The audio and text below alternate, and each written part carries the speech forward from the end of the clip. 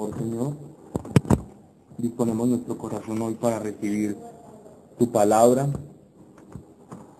que es la esencia, Señor, de tu voluntad.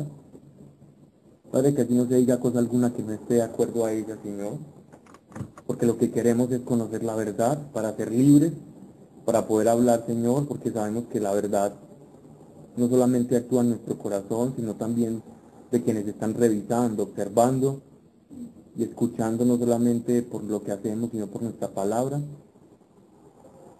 lo que aprendemos, Señor. Padre, te pedimos el ser edificados en tu Espíritu Santo, Señor. En el nombre de Dios Jesús, no permitas que hablemos con alguna que no esté de acuerdo a tu voluntad, Señor, o a tu palabra, en el nombre de Cristo Jesús. Amén.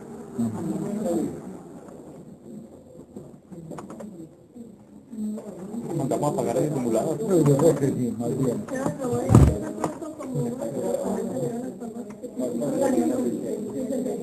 Mario, es una máquina que en la normal que sigue una máquina que tiene Ya pasamos el prólogo, ya avanzamos algo. Yo creo que cuando haya partido vamos a tener que interrumpir viniéndome un poquito. Siempre vemos los que no nos interesa aquí. el fútbol. Ok. Bien. ¿En qué versículo vamos?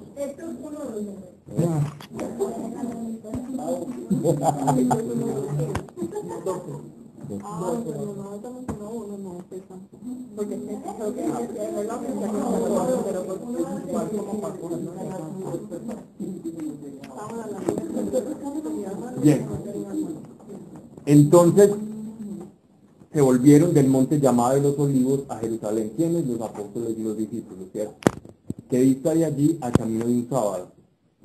Cuando hubieron llegado, subieron al aposento superior en donde solían morar Pedro y Juan, Santiago y Andrés, Felipe y Tomás, Bartolomé y Mateo, Santiago de Alfeo y Simón de Celote y Judas de Santiago. Todos estos perseveraban unánimes en la oración con algunas mujeres, con María, la madre de Jesús, y con los hermanos de él. Eso ya lo explicamos toda la clase pasada. En aquellos días se levantó Pedro. En aquellos días lo suelen utilizar mucho los evangelios, excepto el de Lucas. Eso es como para ubicarnos a nosotros en un lugar indeterminado de tiempo, ¿ya? Porque la idea no es ser un cronista, la idea de Lucas no es ser un cronista, sino es contar la esencia de la historia de la iglesia, pero desde la experiencia de Pentecostés.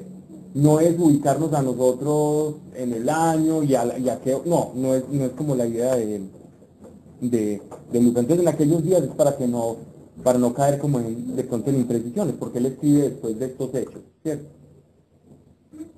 Y Lucas era súper prudente y súper juicioso para escribir.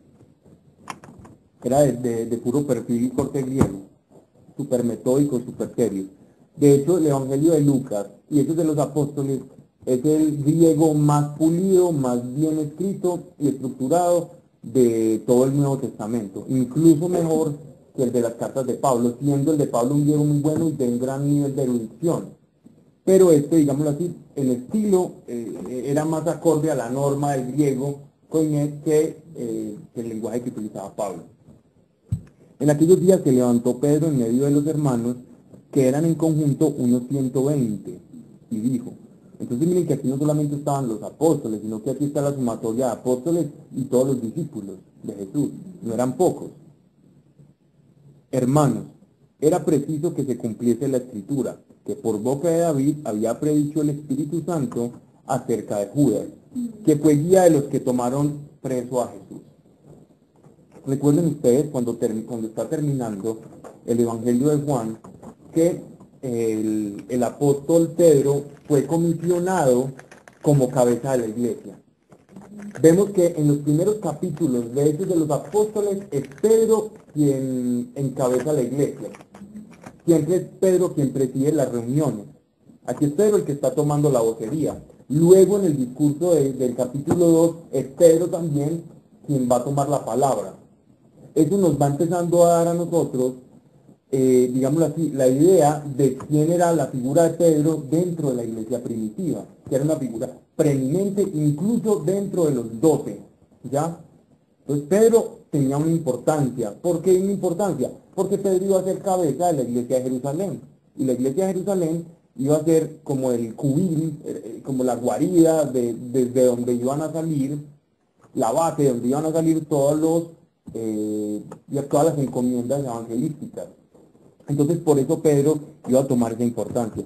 No siendo, digámoslo así, el más erudito, fue el que Jesucristo capacitó y condicionó para que fuera, digámoslo así, la cabeza de la iglesia de Jerusalén. Levantó Pedro en medio de los hermanos, que eran con unos 120, y dijo: hermanos, era preciso que se cumpliese la escritura, que por boca de David había predicho por el Espíritu Santo acerca de Judas. Aquí ya nos están diciendo algo que ya en las escrituras lo podíamos ver. El rey David era considerado tanto para rabinos, fariseos y, digámoslo así, como todo el pueblo piadoso judío, no solamente como un rey, sino que también era considerado como profeta.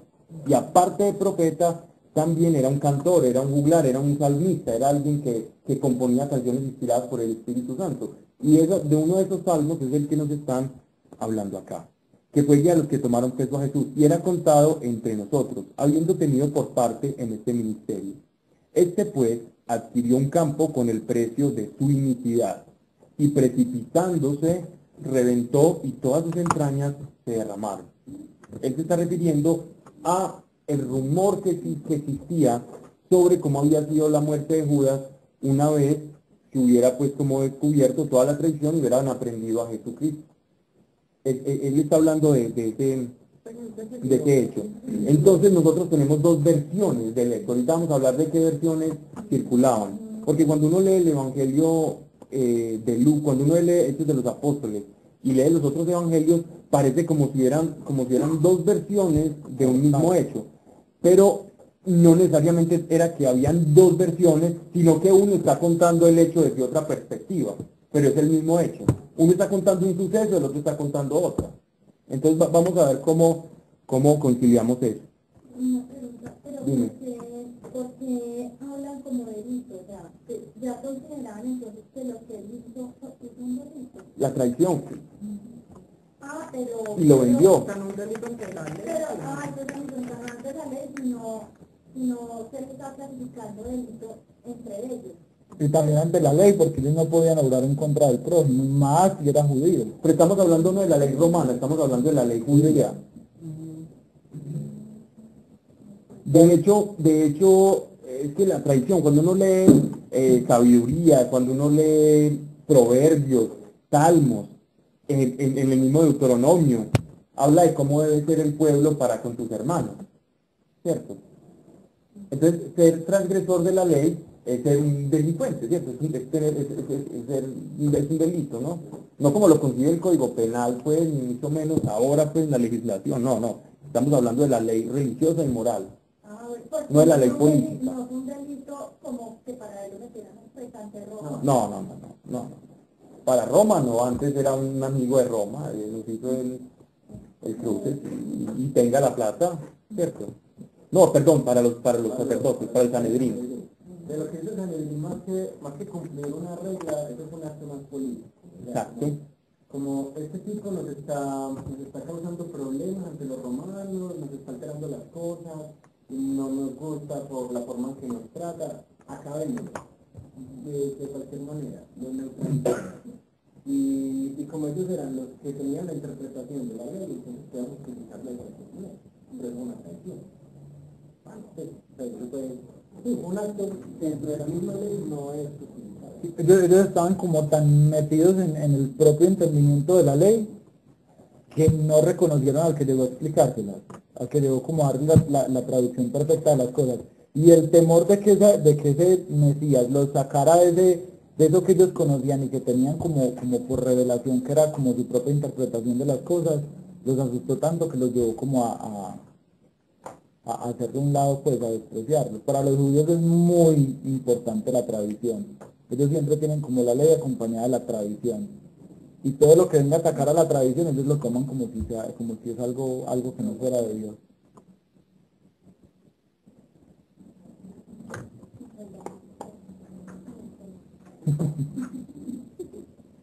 Bien. Y fue público a todos los habitantes de Jerusalén. tanto que el campo se llamó en su lengua Aceldama, que quiere decir campo de sangre. Esto en su lengua, esto no es griego, aquí, esto es arameo, ¿ya? Que quiere decir campo de sangre. Ahí están jugando con la palabra campo de sangre digámoslo así, en arameo. Pero otra tradición ya es digámoslo así, no de la que está tomando Pedro, en los acontecimientos de Judas, dice que el Judas se quitó la vida en la Gehenna, ¿cierto? Gehenna era un lugar que estaba destinado para los que eran crucificados o para las personas que quemaban en el Imperio Romano. Y ahí los incineraban a los cuerpos y eso estaba lleno de chacales y de buitres y se terminaban comiendo los cuerpos allá, ¿cierto? Entonces esta expresión Gehenna era como un lugar reservado para los castigos del derecho romano, ya sea para después de los que crucificaban y no alcanzaron a morir en la crucifixión, los bajaban y ahí se los ponían a que se los comieran los chacales o buitres. Y aquí hay un juego de palabras de Aceldama, pero Aceldama también podría ser Gehenna, ¿ya? En griego y en arameo. ¿Qué quiere decir campo de sangre? Pues está escrito en el libro de los Salmos, perdón, en latín, que desierta su morada y no haya quien habite en ella, que desierta su morada y no haya quien habite en ella, y otro se alce con su cargo. Vamos a leer 2 salmos. Él está juntando 2 salmos. Sí, él aquí está juntando 2 salmos, ¿no? Él está juntando el salmo, está haciendo uso de una manera muy simpática, un poco libre, el apóstol Pedro, de 2 salmos, que se referían más bien como David pidiendo protección, pero él está atribuyendo a esto de una manera especial. Y esto no deja de ser extraño. Vamos a leer el Salmo 109, verso 8, y el Salmo 69, 26. Oh, calor.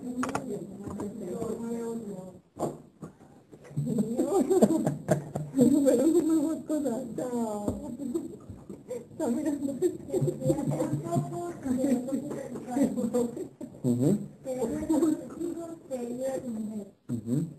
Y puede leer antecitos para que miremos, él toma ese pedacito, pero ese fragmento de este salmo. Leámoslo desde antes, por favor. Quita un malvado contra él, se compensado, se ponga a su derecha, que en el juicio resulte culpable, su oración considerada pecado. ¿Sí ves? Entonces es como, miren que ese de que se sienta a su diestra, de alguna manera el apóstol Pedro, ese es un salmo mesiánico, ¿no? Ese es el salmo del juicio del Mesías, que está profetizando David a través de un salmo. Sin embargo, miren lo que pasa con alguien que traiciona, digámoslo así, como ese juicio. Entonces, que desierta su morada. ¿Quién me lee? ¿Quién me ayuda? Sí, el que estamos, después de la explicación volver a leer 69:26. Porque persiguieron al que tú heriste y cuentan del dolor de los que tú llegaste. Fue maldad sobre su maldad y no entren en su justicia. Entonces él toma estos 2 salmos y une un fragmento de uno con el otro y da esta expresión que nos narra aquí en Hechos de los Apóstoles. Es algo extraño esa libertad que se toma el apóstol Pedro, pero estamos hablando de un apóstol Pedro lleno del Espíritu Santo que comprendía las Escrituras y sabía qué era lo que se había dicho. Hace tiempo hablamos de varios niveles de comprensión de las Sagradas Escrituras, desde el punto de vista judío. Ya ellos hablaban de unos 5 niveles, para empezar.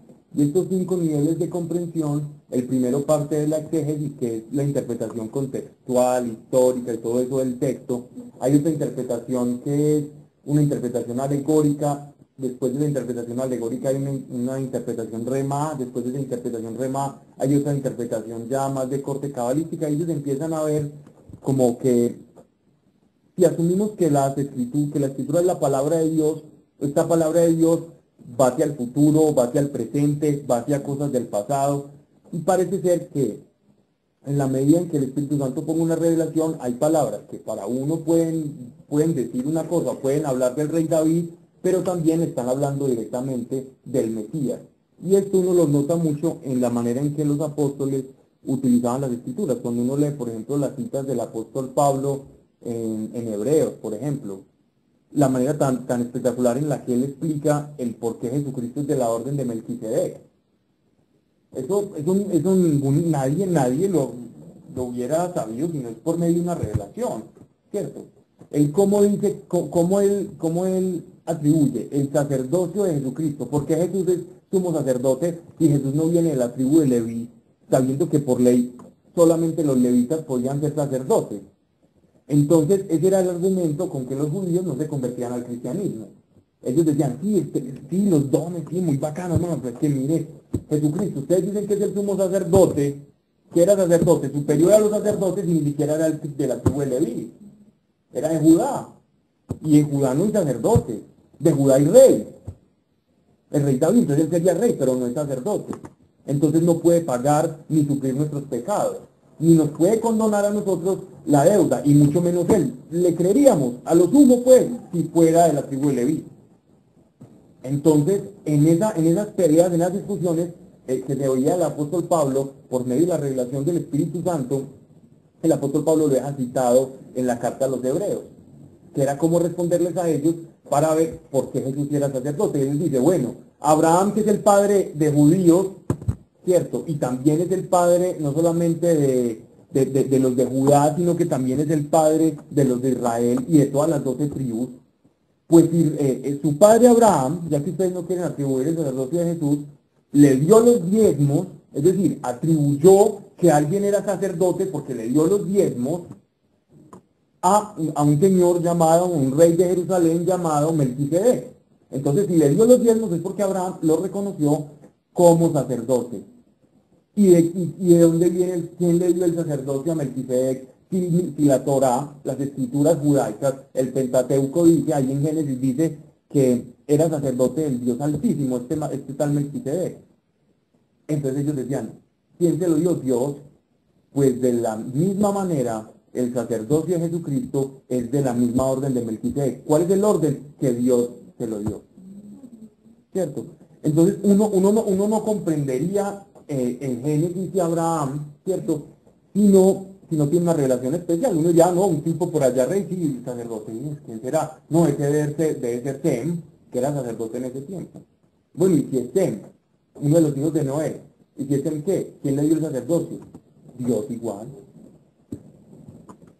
Pablo, pero entonces ahí es, o sea, vos decís todo eso, pues, porque uno se supone que no debe hacer eso de juntar unas cosas con otras de acuerdo como a lo que uno esté Solamente pasando. la escritura es sagrada y por eso uno tiene, cada vez que uno quiera acercarse y comprender algo, lo mejor es orar, ¿cierto? Sí. Es la mejor. Y solamente a través de la revelación del Espíritu vamos a hacer, porque hay gente que por esa supuesta revelación también abusa de las escrituras, ¿cierto? De juntar cosas O se pierden y terminan poniéndole numeritos a cada palabrita, juntar esos numeritos y predecir que Obama va a ser presidente, que este va a hacer tal cosa. No, Como a demandar al dueño del simulador del estadio. o descontextualizar, es que es como lo mismo, sacar de contexto un versículo para justificar una idea propia, por decir algo. Bueno, o sea, eso se pinta con oración, pues, porque sí hay muchas cosas que yo le ponía a uno que nada que es del contexto que me está leyendo, pues de lo que fue escrito a lo que no está viviendo. Pero es peligroso irse por los niveles de interpretación de las escrituras. Por esos niveles y por esos abusos han nacido sectas. Ejemplo, los testigos de Jehová empezaron así. Bueno, no, eso es por otro lado, pero los adventistas también por eso. No, es que aquí dice esto, no, hombre, que ahí no dice eso, no, es que sí. Y terminaron haciendo rancho aparte y formando una secta. Entonces hay que tener mucho cuidado. Porque la iglesia, las escrituras se interpretan a sí mismas y la iglesia lo interpreta. Y cuando usted ve que hay algo que no encaja, ¿cierto? Y para eso Dios pone maestros, pone evangelistas, pone todo tipo de personas en la iglesia para que no se pierda el norte. Dios pone un orden para eso, ¿cierto? Para que no nos perdamos. Donde todos no... Espíritu Santo, Pablo. ¿Cómo? No basta el Espíritu Santo. Sí, basta el Espíritu Santo, pero basta el Espíritu Santo si uno vive solo y en una isla apartada. Si uno vive en un lugar donde tiene hermanos a sus lados, no basta el Espíritu Santo. Para salvarse sí, para tener una buena práctica cristiana, no. Es que él ni Porque siquiera va a Dios, dejar. sí, porque Dios nos dejó el problemita de la iglesia. Sí. Pues no digo el problemita, pues, no, soné como todo antisocial, pero Dios nos dejó a nosotros al hermano, es que no hay cristianismo sin el otro. Entonces, no hay ruedas sueltas en esto, no hay llaneros solitarios, no hay estrellas fugaces, no, Dios nos puso a nosotros para que dependiéramos, para que fuéramos todos dependientes de todos. De nada sirve alguien que sepa mucho de las escrituras y tenga mucha revelación si no tiene a quien contarle. De nada sirve que usted tenga el don de sanidad si no tiene por qué orar por un enfermo. Y la cosa es que pues la Biblia es un texto muy bueno, muy interesante y todo, pero cada libro tiene un contexto histórico. O sea, no es un libro que uno pueda leer ahí al son de los cocos y sacar interpretaciones muy actuales sin entender el contexto, sin entender, bueno, ¿cuál fue el objetivo de este libro? ¿Cuál fue el objetivo de este evangelio? O sea, hay que conocer la Biblia. No hay que aprender griego, coime, pues, pero por lo menos sí hay que tener cierto conocimiento de las escrituras, porque es que esto es lo que nos da muchas veces el norte. A veces uno le dice a Dios, vení, ayúdame, dame una ayudita aquí, una respuesta. Y Dios ya. Y es porque ya estaba aquí. Exacto. Sí, él no va a repetir, ¿cierto? A veces es muy difícil. ¿Cómo? Que a veces es muy lindo y yo repito y todo. Sí, pero a veces sí le dice a uno como O vaya a preguntarle a alguien que sepa también. Sí, todos necesitamos de todos. Bueno, y hay otra cosa importante, y es que estamos hablando de niveles que los judíos hablaban. Yo no estoy argumentando que eso sea cierto, pero lo que sí es cierto es que los apóstoles tenían las llaves del reino. ¿Recuerdan que eran las llaves del reino? Esa expresión, a ustedes les doy la potestad y les doy las llaves del reino, que por eso le ponen a Pedro siempre en los chistes, a San Pedro, que es el celador del cielo. Dogman del cielo, a seguridad Atlas ahí del cielo. Es por eso, porque Jesús les dice que te doy las llaves del reino, entonces la gente hace, como dice Guillermo, el comentario jocoso de eso. O una descontextualización. A falta de conocimiento se descontextualiza totalmente el... Y es lo que decía Santiago. Si uno no sabe que eso lo dice en Mateo, y que Mateo fue escrito para judíos, y que un rabino judío, si se pone a leer Mateo, él entiende que llaves del reino significa, las llaves era la capacidad de usted enseñar que era verdad y que no. De hecho, ellos tienen unos libros que llaman los libros sellados. Claro. Y que se necesita es como esa llave para poder abrir. Total. Y esa es la llave que tiene Pedro. Entonces, tiene la capacidad de enseñarnos a nosotros, lo mismo que el apóstol Pablo, que es doctrina y que no. Esa capacidad la tenían los apóstoles. Nosotros ya no. No la necesitamos, porque ya está. Esa es la Biblia. incluso el Nuevo Testamento, pues casi todas las cartas de Pablo son producto de esa autoridad. De hecho, y esa interpretación. y mira que aquí más adelante vamos a leer un pasaje cuando creo que es Felipe, el Espíritu Santo le dice, anda donde el eunuco. Ajá. Y él va leyendo Isaías 53 y le dice, pero ¿entendés lo que es? Él dice, pero ¿cómo voy a entender si nadie me explica? Y es justamente como esa revelación la que él viene a traer. Totalmente de acuerdo con el comentario. Pablo, no sé si es la misma llave del cielo, que todo lo que haces en la tierra y deshaces en el cielo. Sí, Pero ellos sí tenemos esa llave, entonces tampoco. ahí se está refiriendo a la capacidad de enseñar qué es y qué no. De atar y desatar es una expresión de los nudos, es decir, a quien ustedes le enseñen, es decir, ustedes los desatan.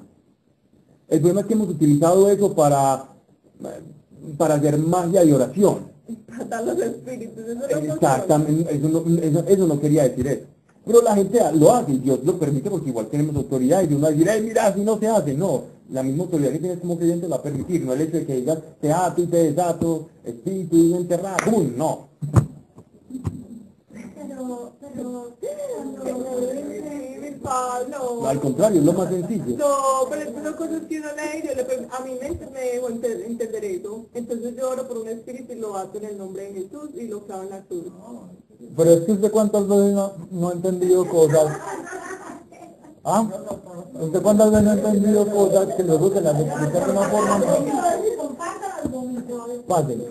Yo te voy a explicar. Lo que tú estás haciendo, conozco que lo hace una inmensa mayoría de creyentes, Sí. de buena fe, y está bien, porque es que atar o desatar también significa como te vas de aquí o no, son palabras de apertura o de cerrar. Sin embargo, Dios no te va a decir, hey, mira, lo diste mal, es que en el contexto de Mateo, no, la misma autoridad que tienes como creyente, les voy a contar un ejemplo. Una vez estaba, no me gusta hablar mucho de estos asuntos, pero creo que aquí sí vale la pena. Estaba en un lugar donde hubo una manifestación demoníaca, ¿cierto? Estaba con un compañero, estábamos en Bogotá, veníamos de Perdón, que yo necesito una parte interesante, no sé si es ajá, a ver. O de pronto con lo que cuenta, entienden mal. O sea, eso de tratar y atar es de quién. Ok, en el Evangelio de Mateo y en Marcos, Jesús les dice a los apóstoles, les da la capacidad, les da las llaves del reino y les dice, lo que ustedes desataren en el cielo, o lo que ustedes ataren, ¿cierto? Será desatado en la tierra, será atado en el cielo, él hace un juego de palabras, ¿no? Esa es una palabra para darles autoridad a los apóstoles en su nombre para que los espíritus se les ataran, por decirlo de alguna manera, ¿cierto? Darles autoridad espiritual. Eso es lo que interpretan mucho, ¿cierto? Atar significa la capacidad de sacar espíritus de una persona, de hacer, digámoslo así, exorcismo. Exo es sacar, ¿cierto? No asocien la palabra exorcismo a un rito especial. Exorcismo significa sacar. Ismo es acción. Exo, sacar, pues la acción de sacar. Mira, Mati, por ejemplo, cuando Jesús sacó los demonios del Señor, los tiró a los marranos. Entonces, cuando uno sacó un espíritu, Permitió que se fueran a los marranos. eso, listo, permitió que se fueran a los marranos. Hay que sacar el espíritu al lado de Si una cuando uno saca marranera. el espíritu o algo, tiene que hacer algo con el espíritu. Que por lo general debe ser claro en la cruz. Entonces vamos a explicar todos esos métodos. ¿Ok?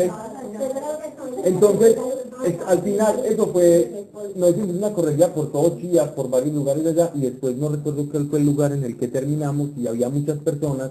Cuando estábamos orando por una persona, pues hubo una manifestación demoníaca.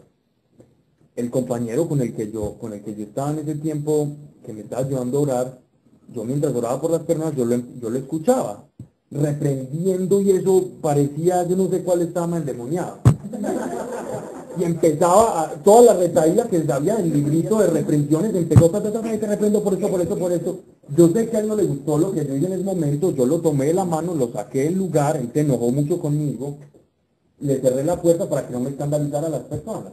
Primero, porque iba a hacer sentir mal al que tenía el espíritu inmundo, porque eran jóvenes, y ese niño iba a ser tildado durante todos los años escolares como el niño endemoniado.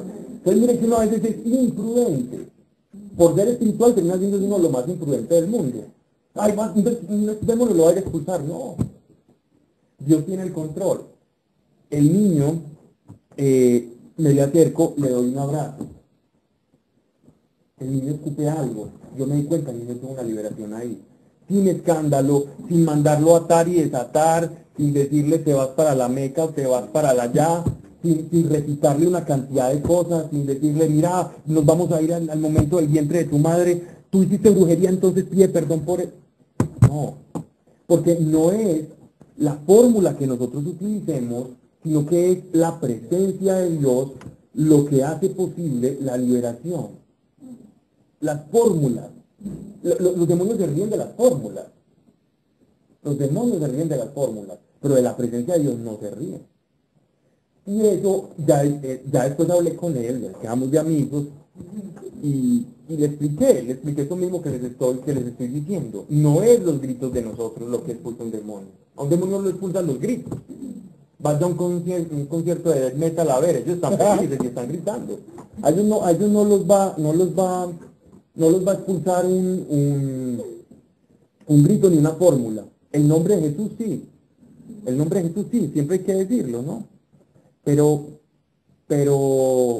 no es, aún a pesar que con las fórmulas los demonios igualmente se van, porque yo puedo con fórmulas o sin fórmulas ir con la presencia de Dios y el demonio va a salir. Pero si me evito la fórmula, evito el escándalo con los hermanos y por amor no hago sentir mal a la persona que de pronto esté padeciendo esa cosa espiritual. ¿Cierto? Entonces, atar y desatar, si lo digo o no, no hace la diferencia. Hace la diferencia la presencia y la autoridad que de Dios yo tengo. Eso hace verdaderamente la diferencia. Y esto que te digo no me ha pasado una vez, te lo puedo decir, eso me ha pasado muchas veces. Y entonces, ¿a qué iba? No, las llaves del reino. Las llaves del reino. Bueno, pero tú decías que las llaves del reino era la capacidad de enseñar, que era lo más de enseñar. Decía que era verdad y que era falso. La capacidad de ser, esa capacidad, esa llave para abrirte a ese conocimiento espiritual, Dios se las entregó a los apóstoles. Los apóstoles tenían las llaves del reino en cuanto ¿qué? En cuanto ellos podían decir. Por allá se levantaban y decían, no, es que Jesús no es Dios. Entonces llegaba el apóstol Pablo en la carta a los Colosenses y le respondía, mire, Jesús tuvo la preeminencia, no es creación, está con Dios, y está todo el himno cristológico de la carta a los Colosenses. Al que no, entonces el apóstol Pablo tenía la autoridad para enseñar sobre Jesucristo, quién era Jesús y qué sí era y qué no era. Esas eran las llaves del reino. Si tú crees, si quieres desatar y atar cosas, igualmente con fe, con tu oración y con el poder del Espíritu Santo lo vas a ganar. Pues lo vas a hacer, va a pasar. Pero aplica para enfermedades también, por eso de la gente Aplica la presencia de Dios que haya en ti, más que la fórmula que tú recites. Es que mira que siempre Jesús, cuando hacía un milagro, lo hacía de formas distintas. Entonces cogió arena y la mezcló con saliva y la puso en los ojos y le tenía de favor. Sí. Eso, o sea, él no tenía, yo pienso pues hablando sobre el tema que era en parte por eso, para que nosotros nos creáramos como ese estereotipo. Eso. Y de hecho hasta los mismos apóstoles después de él, no tengo dinero, pero lo que tengo te doy. Y le sanaba una enfermedad. Que en tu nombre En el nombre de él sí, pero no tenían por ejemplo una fórmula. De hecho acabamos de leer que más adelante dice que por ejemplo la gente cogía las ropas de Pablo y hasta los pañuelos y los ponían sobre la gente y la gente se sanaba. Nadie estaba diciendo absolutamente nada, simplemente basada. Pablo, y entonces los espíritus, ¿cómo no los clavan a tú? No, ¿Para dónde los echan? el que se clavó en la cruz fue Cristo. Entonces, ¿para dónde son los? Tenés dos opciones. Uno los echa para ninguna parte. Tienes dos opciones. Como para que se vayan acabando en la tierra, no, eso no, yo como que me las imagino allá y como que esto ya no tiene ningún poder espiritual en la tierra. A ver, ellos van a estar en la tierra y van a volver con más fuerza. En este momento no están con tanta fuerza, van a volver con más, se van a ir de la persona en la que te posee, ¿cierto? Pero van a seguir deambulando buscando cuerpos que entrar, ¿cierto? Buscando cabida. Pero no es que se devuelvan para el infierno o queden atados. No, uno no les puede cortar el poder. Sí, de hecho cuando los expulsas es la máxima expresión de que le cortaste el poder. Sí, porque cada persona tiene la decisión de entregarle su vida al demonio, ¿cierto? La intención es buena, ¿cierto? Porque es que, por ejemplo, las personas que están experimentando eso constantemente, Sí, es verdad. que los molestan, Claro. que están, yo les digo, los tienen que echar de la casa, los tienen que echar, pero pues que el padre, yo les digo, claro, de la cruz de él. Te voy a poner una analogía que he usado toda la vida. Así le tienen el gato. Es muy simple. Ay, no, A lo primero que pase por no fue por ahí. Es que por ahí hay unos gatos como que le han caído varios. A los nuestros. Que por ahí hay unos gatos que le han caído varios. Varios, un montón. Hay unos ya con una legión encima. Lo que dice es importante. ¿Qué pasa con, esta es la analogía que siempre he utilizado? el mundo espiritual dista mucho del material en muchas cosas, porque allá, por ejemplo, si está la presencia de Dios, los demonios no pueden estar. Entonces tú lo que haces con una persona no es sacarle a todos los demonios, porque eso es como la mamá cuando intenta espantarle todas las malas amistades al hijo, no puede. El hijo un momento se le va a salir de control y no va a poder. Entonces le tapa los ojos, no, no mire eso, no mire esa propaganda, no, no mire, no, eso tiene, no. Y el... Cuida lejos.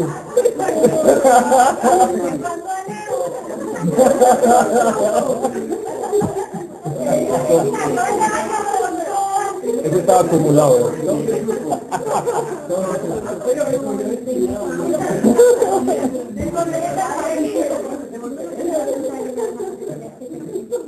Exacto, para nada.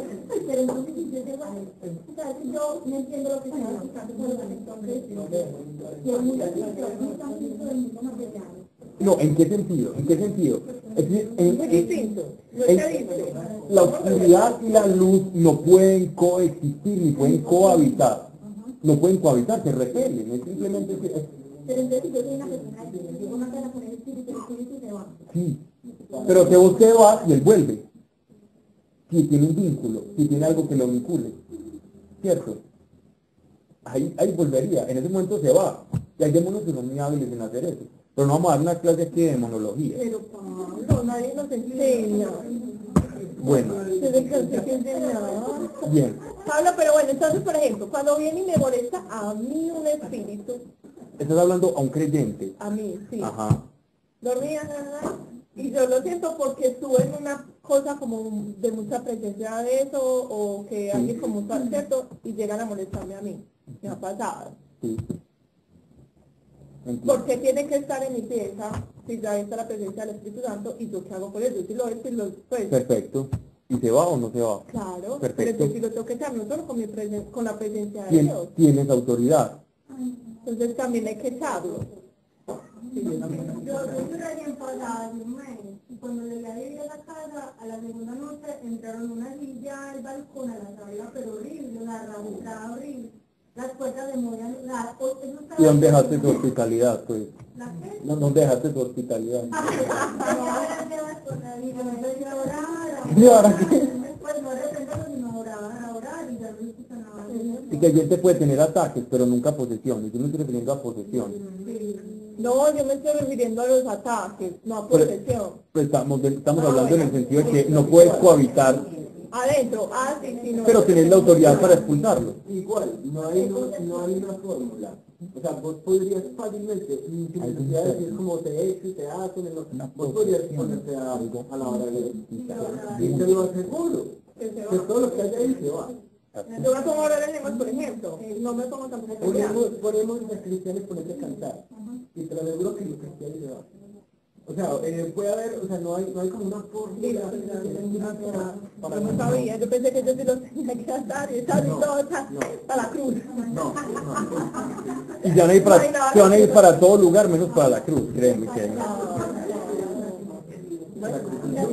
Que por eso hay un día ¿Y quién enseñó eso? ¿quién le enseñó qué? Que se echan en la cruz. Mira, han habido varios, ¿De dónde aprendí eso? yo te voy a decir de dónde viene todo esto. Hay movimientos de orden carismático pentecostal muy bonitos, pero que empiezan a manejar un voz populi, ¿cierto? Un voz populi, el uno le dice al otro, el otro le dice al otro, el otro saca un librito todo sencillito, chiquitico así que dice, vino a liberar a los cautivos y pone una cosita así y se vuelve un bestseller de cristiano promedio. Eso se empieza a regar y termina la gente haciendo todo lo que es ese librito y cuando menos piensa hay un porcentaje altísimo de personas haciendo algo que es igual un librito que se volvió un bestseller, un voz a voz, eso es lo que pasa. Entonces se dedican más al librito y menos a la escritura. Y por eso hay ese tipo de pequeñas desviaciones inocentes, pero inocentemente uno se puede ir desviando. Sí, porque es que no, ya no dan ese paso a paso de cómo la saco. No. Pero claro que lo dan en la Biblia, claro. Con pura Dicen en el nombre de Jesús y echa fuera todo demonio y ya. Pero también es bueno que no haya, Mari, también es bueno que no haya un manual paso a paso. Sí. para que uno no encasillar las cosas así. No, y para que sea el Espíritu Santo el que guía, porque en este momento el que más tiene que guiar ahí es el Espíritu Santo. Y de el hecho, que hace. y de hecho el código, el canon de la Iglesia Católica tiene un ritual del exorcismo también, es un ritual bien complejo paso a paso. Yo sí tiene clase 1, clase 2, clase 3. Más o menos. Pero, no, o sea, pero mira que por ejemplo... Pero no cada todos los persona- padres siguen el rito a la perfección. Entonces el padre Portea tiene su manera, el padre Amor tiene sus maneras.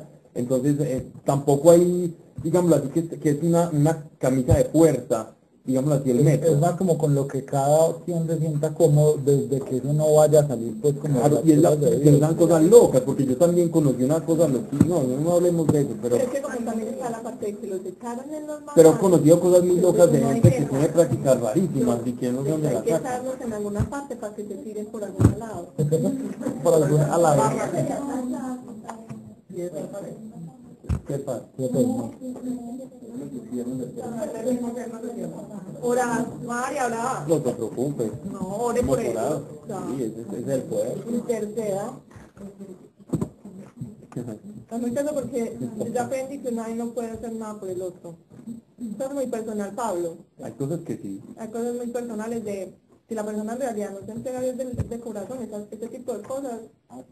Ok. Sí, para que reciba Dios. Yo creo que hay algo que debemos aprender de la iglesia y de estos apóstoles, de este libro de Hechos, la sencillez con la que ellos expresaban el Evangelio. Es que el libro de Hechos de los Apóstoles es supremamente sencillo. Aquí no estamos viendo que ellos hacían cosas complicadas. ¿Qué nos dicen acá? Ellos están unánimes en oración. Ellos no están haciendo rituales raros, ellos no están que venga, que el 1 y el 2, que noche de milagros 3, ellos no están haciendo nada. Ellos están unánimes en oración. Pero es que una noche de milagros es una unanimidad en oración. Y uno como condiciona a Dios para que haga milagros.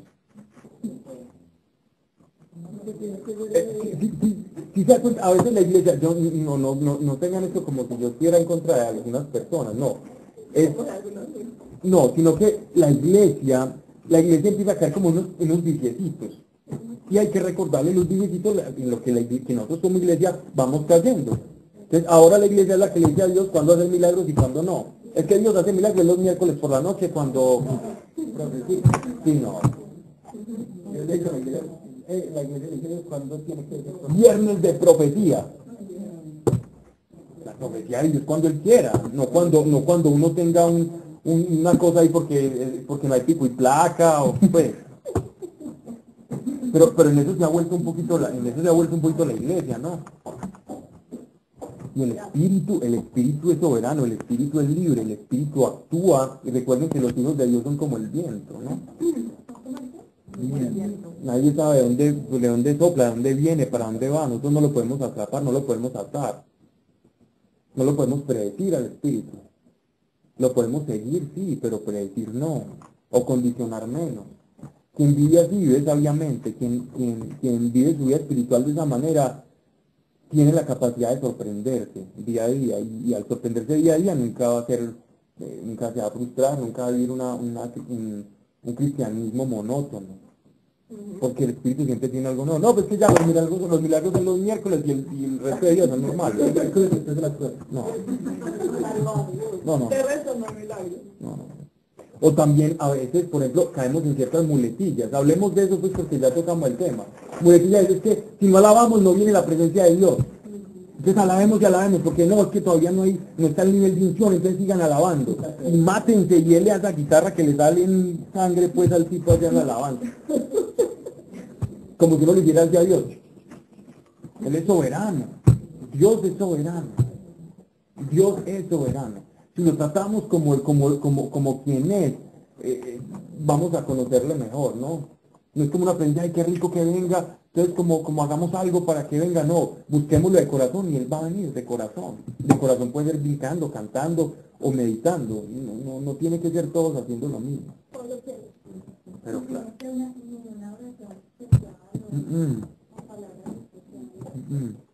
No, hasta quedarte callado. Callado. No hay una... Pues no decir nada. Si tú te quedas callado, ahí perfectamente puedes estar... La oración perfecta es la del corazón sediento del Señor, esa es la oración perfecta. La oración perfecta también es la oración del arrepentido. Claro. La oración perfecta es la del arrepentido, la oración perfecta es la del que busca a Dios, porque quien le busca le halla. Y Dios galardona al que le busca. Y Él se hace encontrar al que verdaderamente le busca, pero para buscar uno lo tiene que hallar, porque uno no va a buscar lo que no considera que es digno de su búsqueda, lo que uno no tiene que ser primero. Y otro se alce con su cargo. Ahora pues conviene que todos los varones que nos han acompañado todo el tiempo en que vivió entre nosotros el Señor Jesús, a partir del bautismo de Juan hasta el día en que fue tomado entre nosotros, uno de ellos sea testigo con nosotros de su resurrección. Aquí estamos hablando de personas, esto es fundamental. Eso a veces uno lo lee de abuelo de pájaro, pero miren esto. Aquí nos están dando condiciones y elementos muy claros que debía tener un apóstol de Jesucristo. Esto lo está diciendo Pedro, es decir, estamos buscando personas para reemplazar. Vamos a pedir al Señor que cumplan estos requisitos. ¿Para qué? Para que puedan ocupar el cargo que aquel hombre que se quitó la vida, que Judas, el traidor, ha de ocupar. ¿Por qué? Porque había que completar el número 12.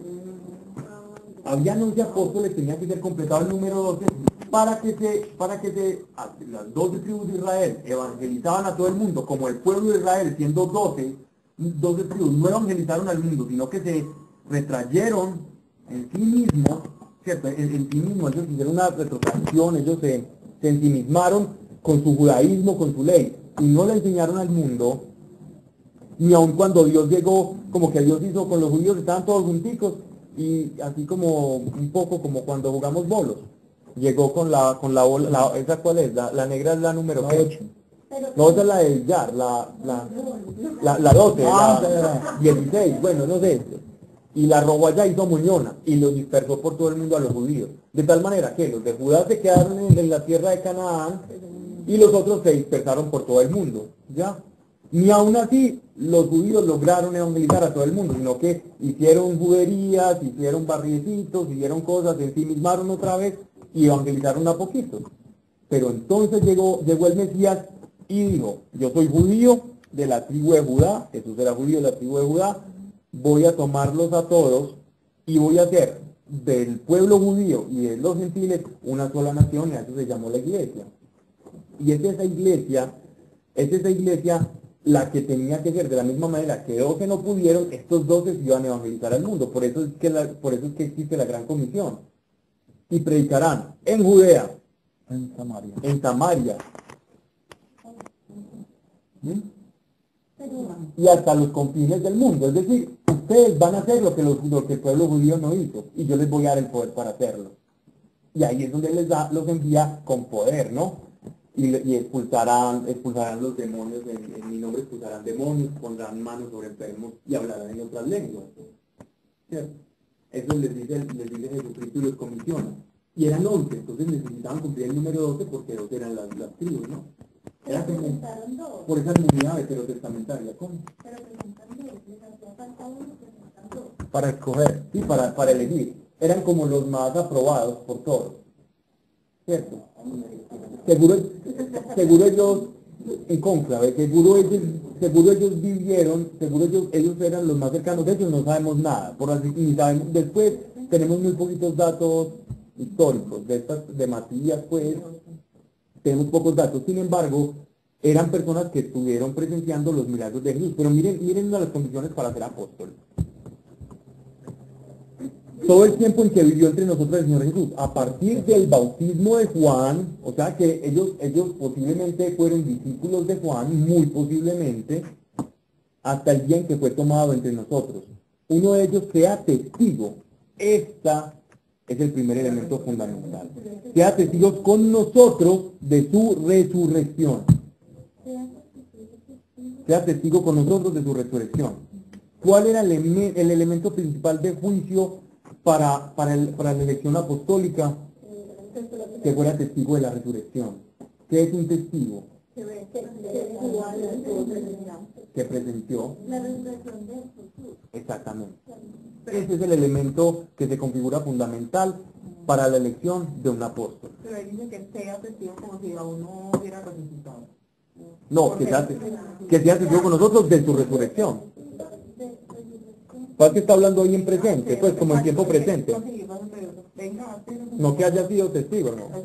Es una manera de relatar de hechos ahí en el presente, pero no. Esto ya pasó. Bueno, y es que también él seguía siendo testigo, es decir, él fue testigo de algo que pasó, pero sigue no, siendo. exacto.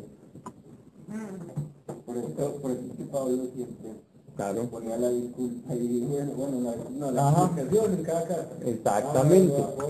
De Jesucristo, porque él No lo elegido atacaba por eso. hombres. A Pablo lo atacaban y decían, usted no es apóstol. Y él decía, sí, porque a mí se me apareció resucitado casi como un aborto, como a lo último, como el ultimito, para defender su apostolado, porque sabía que se le iban a pegar de esto. Y tenía razón el apóstol Pablo, Jesús se le apareció con cuerpo resucitado a Pablo. Pablo cumplió el requisito, pero lo cumplió como que a lo último, casi que entró en ñapa. ¿Cómo? Fue como el 13. Sí.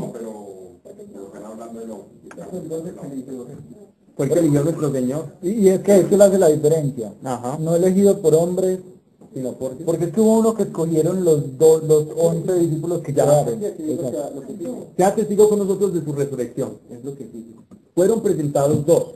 José, por sobrenombre Barsabá, llamado Justo, y Matías. Que está muy de moda ese nombre para los niños. Matías, Salomé, Emilio, Emiliana, Amelia, Amalia. Bueno.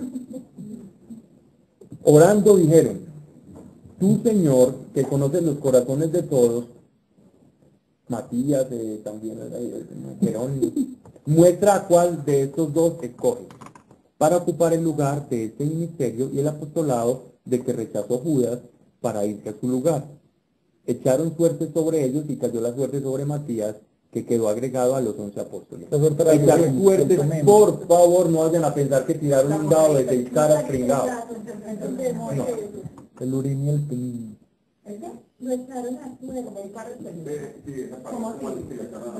La suerte no es lo que uno interpreta, que la ruleta rusa, tira el tajo Pedro, dale. No. Tiene pues bueno y todo.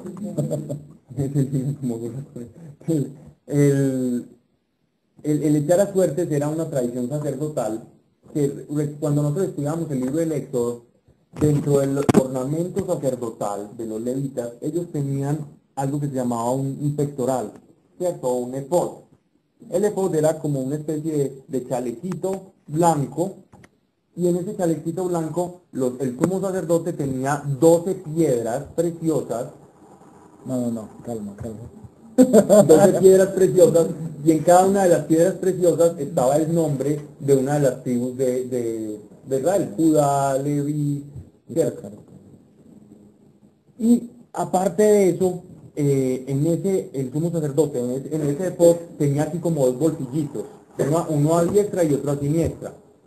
No sabemos cómo era ciencia cierta esas dos piedrecitas que se guardaban en esos dos bolsillos. Sabemos que eran dos piedras. Algunos dicen que una era como un ópalo, ¿cierto? O un onix. El caso es que una era blanca y la otra era negra. Y tenían escrito el afirmativo y el negativo. Entonces el sacerdote iba delante del arca de la alianza, el sumo sacerdote, y consultaba, Señor, hoy es tiempo, hoy será tiempo en el cual podremos atacar al pueblo filisteo. Y de alguna forma esa piedra producía algo que llamaba la atención la una sobre la otra, privilegiando esa decisión. De esa forma eso era lo que ellos llamaban echa suerte. Es decir, pero echar a suerte es que suerte nos toca, no es como, no, porque había una acción sobrenatural sobre esa piedra. Era someterse a la voluntad de Dios dentro de... El Urim y el Tumim eran como los oráculos de Dios para cuando necesitaban una respuesta afirmativa y negativa, no cuando le decían, cuando ellos querían que Dios les hablara sí, necesito que vayas allá, te quedes 3 días, cuando solo eran cosas de afirmación o negación. El compro en el ego, el compro en el éxito. ¿Sí o no? Ah. Urim y Tumim. Y aquí también lo utilizaron. Esto es muy extraño porque parece que alguno de estos apóstoles posiblemente era de la casta sacerdotal y tenía los Urim y el Tumim. Ajá. Blanca y negra, Urim. Urim no, Tumim sí.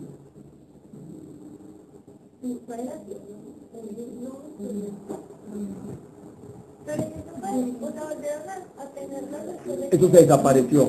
Se desaparecieron y después de Pentecostés, ellos nunca más acuden al Urim y al Tumim, porque la acción del Espíritu Santo era perfecta en ellos. Claro, para nosotros también está, hay que tenerlo identificar también. Yo también me preguntar sí o no. ¿Era muy claro? No, más bien el esoterismo y el gnosticismo parte de esos elementos para venderlos de otra forma. Porque esto existió mucho antes de que naciera Elena Blavatsky, la teosofía, la nueva era, el gnosticismo. O sea, ¿quiénes copiaron a quién? pero realmente esto es natural, pero podría ser No, porque... creo que si ya nos alumbra más, pero... No, pero era algo que no daba cabida a la duda. Sí, hacemos algo, se muestra y se muestra. Sobre todo que es que imagínate, o sea, uno lo dice así como muy tranquilo, porque uno pues para decisiones de me tomo otro, María me como otro patacón o no me como otro patacón, pero ellos iban a enfrentarse a ejércitos donde podían quedar por esclavos o los podían matar a todos. ¿Nos quedamos aquí o vamos? ¿Sí o no? Ellos necesitaban el sí o no nomás. Y imagínate, para tomar una decisión de esas debía ser una respuesta muy contundente. De hecho, recuerden muchos eventos en los que se usó el Urim y el Tumim, ya que esto les causó tanta curiosidad como a mí también. El Urim y el Tumim, casos. ¿Recuerdan cuando estudiábamos el libro de José? Sí, yo iba a decir eso, o sea, una cosa es que vos vayas donde una divina, y como hacen los mafiosos o los políticos, dicen, bueno, entonces, ¿qué? Manda o no manda. Hacemos esto. Y la divina le dice, sí, hágale bien, pueda, tranquilo. Y efectivamente va y lo hace y hay un problema. Cuando, sí, porque pasa, también, o sea, y entonces dicen, no, este brujo no me funcionó, no, más bien anda con este, bueno, sí. ¿Qué pasó con el Urim y el Tumim? Cuando en el libro de Josué querían ver quién fue el que se robó un objeto en especial, cuando Dios les dijo, no se roben nada de lo que hay ahí. Y entonces se robaron algo y Dios dijo, bueno, que alguien se lo robó. A momentito, entonces vamos a ver quién se lo robó. Y el Dios con esas piedritas llegaron a que era, y el tipo de lo que yo lo robé. Y lo pasaron por el papá. O sea, y la tema es simplemente como, ay, tú nos daba eso. No, yo creo que no, dale otra vez. No, sí. O sea, era una cosa precisa. Y pasó varias veces lo que está diciendo él. Habían saqueado una tierra y ellos tenían que entregar eso para, todos esos objetos para hacerse recibidos para las cosas del templo. Y entonces empezó a descartar el sacerdote. Sí, ustedes, aquí dice que no, córranlo. Ustedes no. Y fue quedando, preguntándole a Uriel Tumim hasta que fue el responsable. Entonces miren cómo es delicado eso.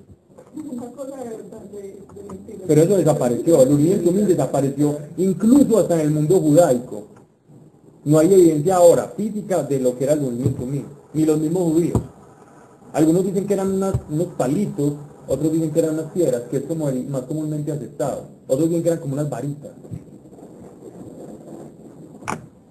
El caso es que una era negativa, otra positiva. Y cayó la suerte sobre Matías, que quedó agregado a los 11.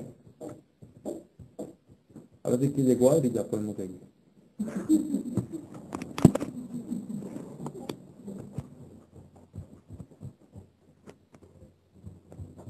Ok. Ahora sí vamos al capítulo 2. Capítulo 2 de 28. Muy bien.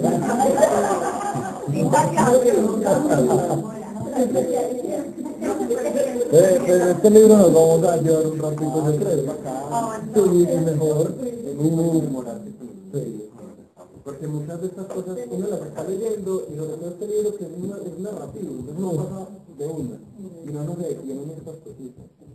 Eso es muy importante. Pablo, sí, sí, es muy importante. Ok, bien. Cuando llegó el día de Pentecostés, o sea que ellos de la oración, ellos permanecieron como una iglesia expectante a la llegada del Espíritu Santo, ¿cierto? Ellos tuvieron un tiempo de expectación y oración. ¿Cómo? Entonces, vamos a eso. El día de Pentecostés, recuerden que los judíos tienen varias fiestas, ¿cierto?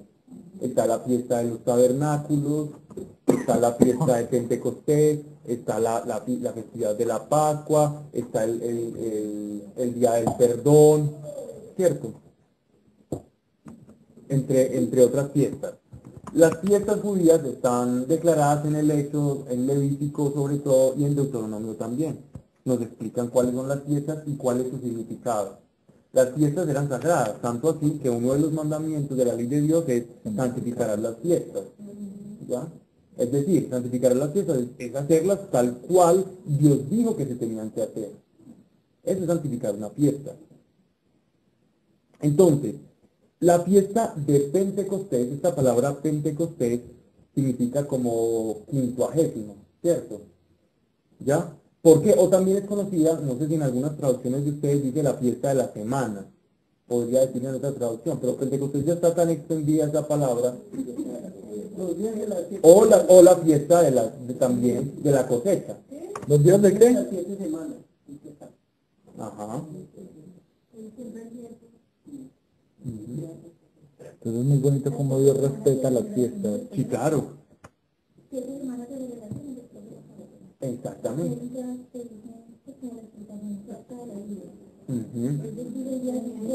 Exactamente. Pentecost. Con K y con Pentecost. Bien.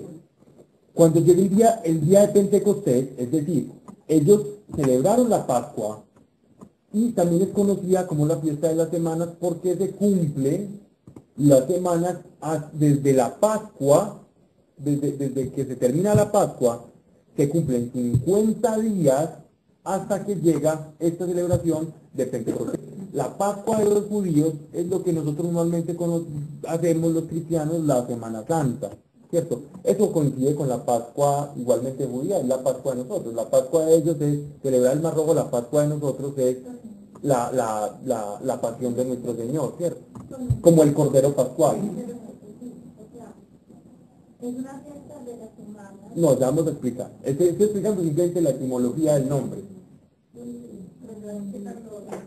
¿Qué hacía esa fiesta? ¿Qué era esa fiesta? Se celebraba, por eso le llamaba la fiesta de las semanas o el Pentecostés, porque eran los 50 días después de la Pascua. ¿Qué se celebraba en esa fiesta?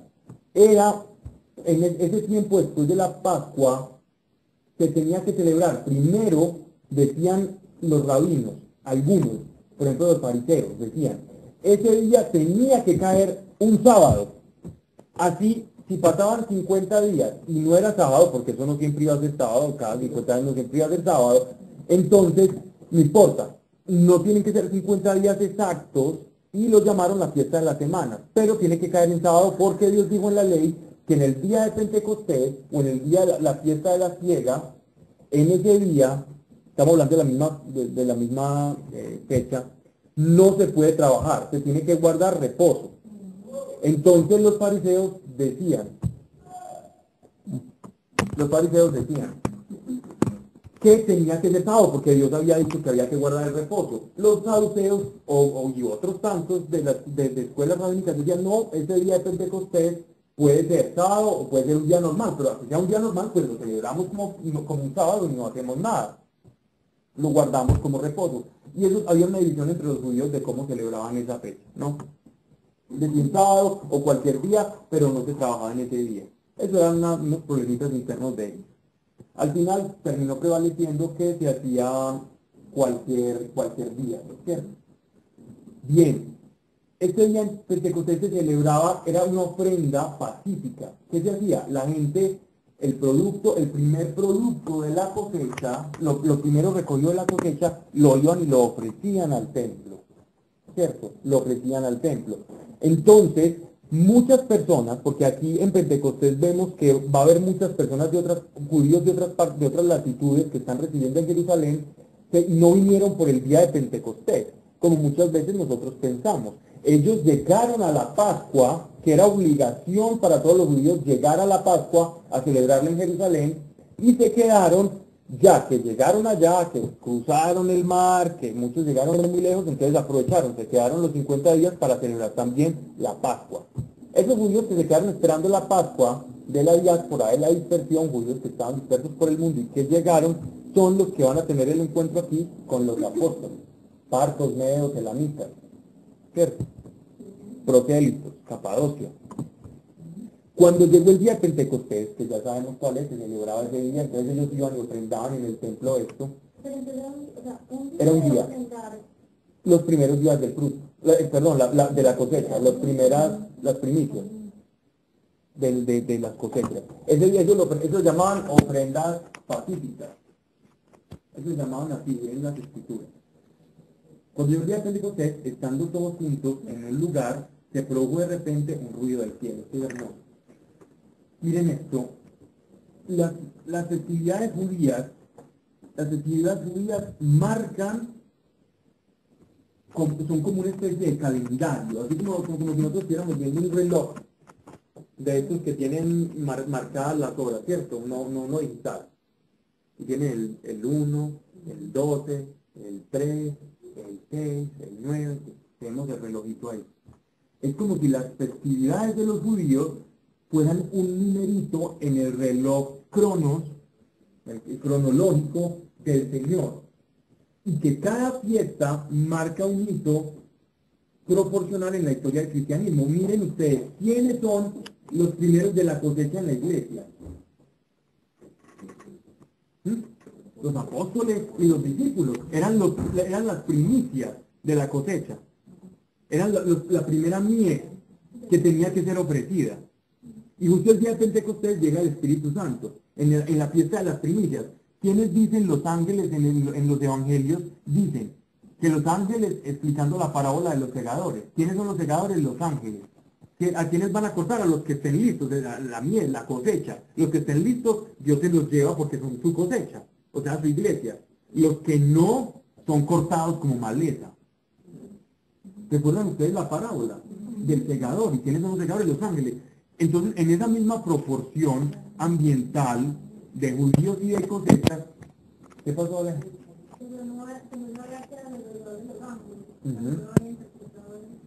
Entonces, nosotros somos las espigas. Y esas espiguitas que somos nosotros, ellos eran la primicia de lo que iban a hacer todo el resto de cosecha, que es la iglesia que ellos iban a evangelizar, que iban a venir detrás de ellos.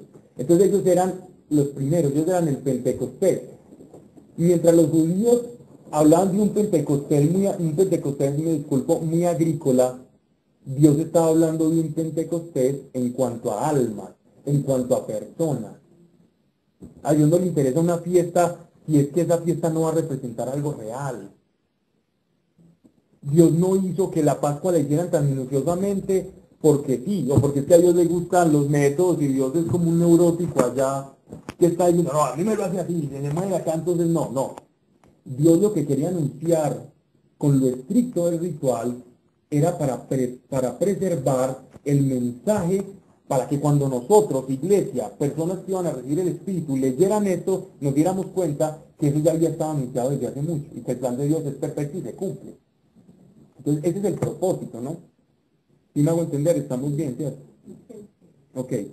Cuando llegó el día de Pentecostés, estando todos juntos en un lugar, tenían que estar juntos, se produjo de repente un ruido del cielo. Esto tiene que ir acompañado, es decir, esto tiene que ir acompañado de señales, ¿no?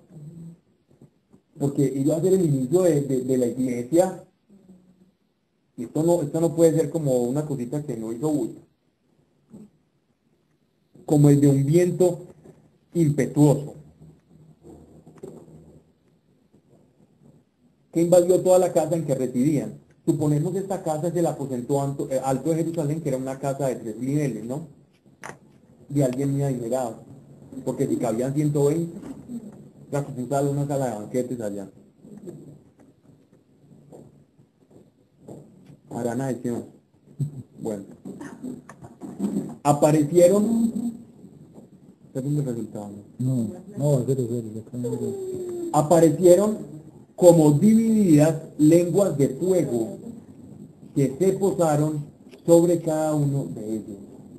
Aparecieron como lenguas de fuego que se posaron sobre cada uno de ellos. Entonces, primero ellos están reunidos orando, escuchan un viento fuerte, es decir, es una teofanía, es una manifestación de Dios en la tierra. Dios está diciendo, aquí estoy. Y cuando Dios habla, es como esa voz de trueno, esa voz de poder, de presencia divina, ¿no?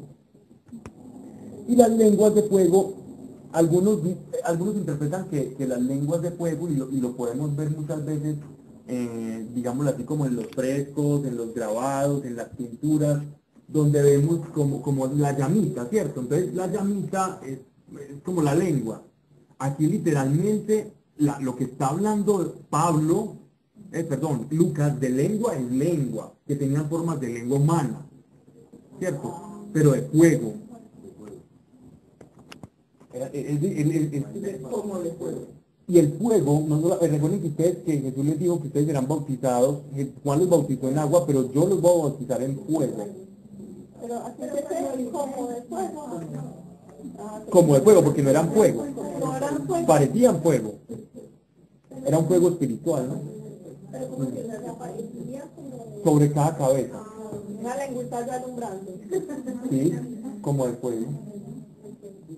Pero dice que le aparecieron. Que se posaron sobre cada uno de ellos. O sea, que aparecieron, parece que encima de ellos y se fueron posando, como eligiéndolos. Como cuando el Espíritu Santo llegó a Jesús Claro. con la paloma que se posó sobre Exactamente, Jesús. exactamente. Quedando, aparecieron como divididas lenguas de fuego que se posaron sobre cada uno de ellos. Es decir, eran varias. Eran como si fueran muchos, pues, ¿Qué versión es la tuya, latinoamericana?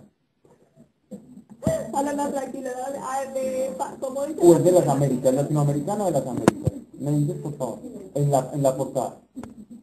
Biblia para nuestro pueblo, Biblia en las Américas. nuestra sagrada La Sagrada Biblia, perfecto. Okay. Está contextualizada, igual es muy bueno. esta no es la Está bien. ¿Por qué están gozando ustedes? ¡Uy, no! ¡Qué horror! Ah, sí, pero como dice allá, ¿Qué pasó? Ale, que eres, yo no sé.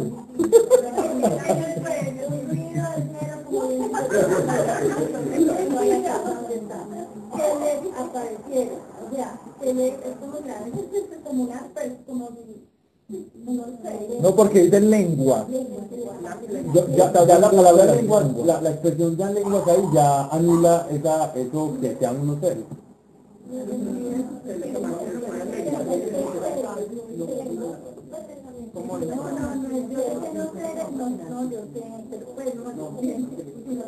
es como si fueran, como si a alguien se les hubiera parecido, pero claro, Si yo acá tengo, por ejemplo, en un solo vaso un líquido rojo y lo tiro así le cae a todo el mundo y escribo y digo, y se les aparecieron en la camisa como manchas de sangre. Estoy hablando en plural de una sola cosa, es decir, eso era el Espíritu Santo y se les aparecieron como lenguas de fuego. Aparecieron como dirían lenguas de fuego, aparecieron es porque no estaban. Cuando algo aparece es porque no estaba. Algo que no existía, que ellos estaban viendo, apareció.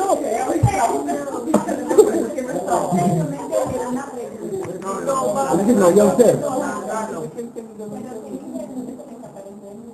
Bueno, aparecieron como dirían lenguas de fuego que se posaron sobre cada uno de ellos, quedando todos llenos del Espíritu Santo.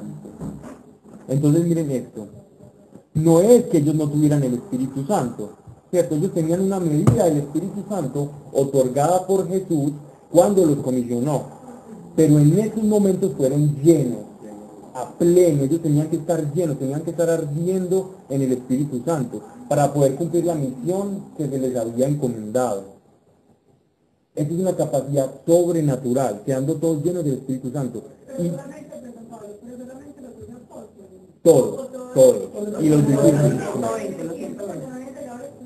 Solamente los apóstoles. Quedando todos llenos del Espíritu Santo y comenzaron a hablar en lenguas extrañas. Esto nos va a dar mucho de qué hablar. Aquí nos vamos a quedar mucho rato. Quedando Perdón, una pregunta. ¿Uno cómo sabe para saber si está bautizado con el Espíritu Santo? O sea, del fuego del Espíritu Santo. Ok. No, con la presencia de Dios. Sí, Hay pero dos- es que mira lo que él decía, que tenían como un poquito y que ahí ya... No, cuando digo poquito, sí, aquí ya fue una plenitud. Porque igual ellos expulsaban a los demonios y tenían, la autoridad que tenían era porque tenían, digamos así, una acción del Espíritu Santo en ellos. Pero en estos momentos fueron consagrados y llenos, fueron como vestidos, la palabra sí es revestidos de poder para la misión, que antes no tenían. No tenían ese poder, de hecho eran super timoratos. Pero después de esto, ellos salen y se comen al mundo entero. Pero podría decirse que nosotros también estamos así. Sí, claro. O sea, unos sí, unos más que otros. Sí, No. claro. Sí, ¿Sí? claro. Sí, claro. Más llenos que otros. Sí, claro. ¿Y eso de qué depende? Depende de unánime de oración. Ah, ¿de qué? Pero no se supone que cuando llega el Espíritu Santo llega todo el Espíritu Santo, Padre. Sí, pero no siempre es la misma actividad del Espíritu Santo en uno que en otro. No siempre. Pues pero se va avivando en cuanto a relación, pero que llega Exactamente. Aquí estamos hablando del poder del Espíritu Santo. De la intimidad, ¿cierto? Claro, y de la fe que usted tenga, pues usted puede tener mucha intimidad, pero no se cree en serio que usted tiene Lo que pasa autoridad. es que no hay intimidad sin fe. Es imposible. ¿Cómo hacer una intimidad si no tiene fe? Imposible. Porque usted no lo va a poder intimar, es tocar. Y si usted no tiene fe, no lo puede tocar. Vamos. A menos que dependiendo del concepto que yo tenga de intimidad. Si yo tengo intimidad como pasar tiempo y hablar diciendo sí señor todo el tiempo y todo el día sí señor aquí estás, pero a la hora de hacer los tamales Bueno, no hago pero nada. puede haber, Pablo, pero puede haber fe sin intimidad. ¿Cómo? Puede haber fe sin intimidad. Y a través de eso puede haber Es manifestaciones que espirituales. primero es la fe y por la fe viene la Por eso, intimidad. pero hay muchas personas, y de hecho lo dice en Apocalipsis, que hay personas que podrán hacer muchas cosas y, Claro. y ser intimidad con Dios, Claro. y ser conocimiento de Dios. Entonces Claro. no es del todo un decir que a través de la intimidad viene como ese revestimiento de poder del Espíritu Santo. Porque entonces ahí quedaríamos flojos con lo que dice Apocalipsis. Sin embargo, no, porque es que lo que dice Apocalipsis es en mi nombre. Ujú. Está hablando en la condición del nombre, pero yo puedo utilizar el nombre de Jesús sin fe. Sí, claro. Y el nombre de Jesús va a producir efectos. Exacto. Entonces es... Taco, pero ahí sin Espíritu Santo funciona. El nombre de Jesús. Lo que pasa es que la fe no es que estamos hablando, a ver, ¿qué es la fe? La fe no solamente es creer en algo, Ujú. ¿cierto? La fe tiene que, la fe verdadera tiene que tener una coparticipación con Dios. Esa fe de la que estás hablando en estos momentos es la fe de que yo sé que eso funciona y hay un poder sobre mí y yo ya no soy creyente, pero yo sé que si hago esto puede pasar esto, Ajá. ¿cierto? Pero lo que está hablando Apocalipsis es precisamente que esa es una fe a medias, ¿no? Sí, exacto, pero es una fe a medias que igual Produce resultados. Exacto. Claro, que el nombre de Jesús, Entonces, lo que dijo. por eso, a lo que yo voy es entonces a que no es del todo que yo por el mucho tiempo que pase en intimidad voy a poder hacer estas cosas. Más bien, sin pasar tiempo con él, estas cosas las puedo hacer. Sería diferente, pero siempre que yo pase tiempo con él, esto va a pasar. Sí, pero no lo mismo. que Siempre no- voy a ser no- revestido. Sí, Y claro, si yo paso tiempo con él, me voy a revestir de él. Es que no hay otra opción. exacto. Pero igual, si no paso tiempo con él y tengo fe, sí. Si le dice a un demonio, sí. Pero llega el demonio y lo desdice a usted. Pero no todas las clases de demonios. Exacto. No. No todas las clases de demonios. Hay unos que no dan y no se acuerdan con la primera oración. Hay unos que sí depende de la intimidad que tengas con Dios. ¿Cómo? Pero lo más importante es la fe. O sea, Lo que pasa es que toda pasarme lo que tú dices, o sea, supuestamente... les voy a decir algo de la fe. Pero lo... Ahora les digo algo de la fe, Marta y perdona.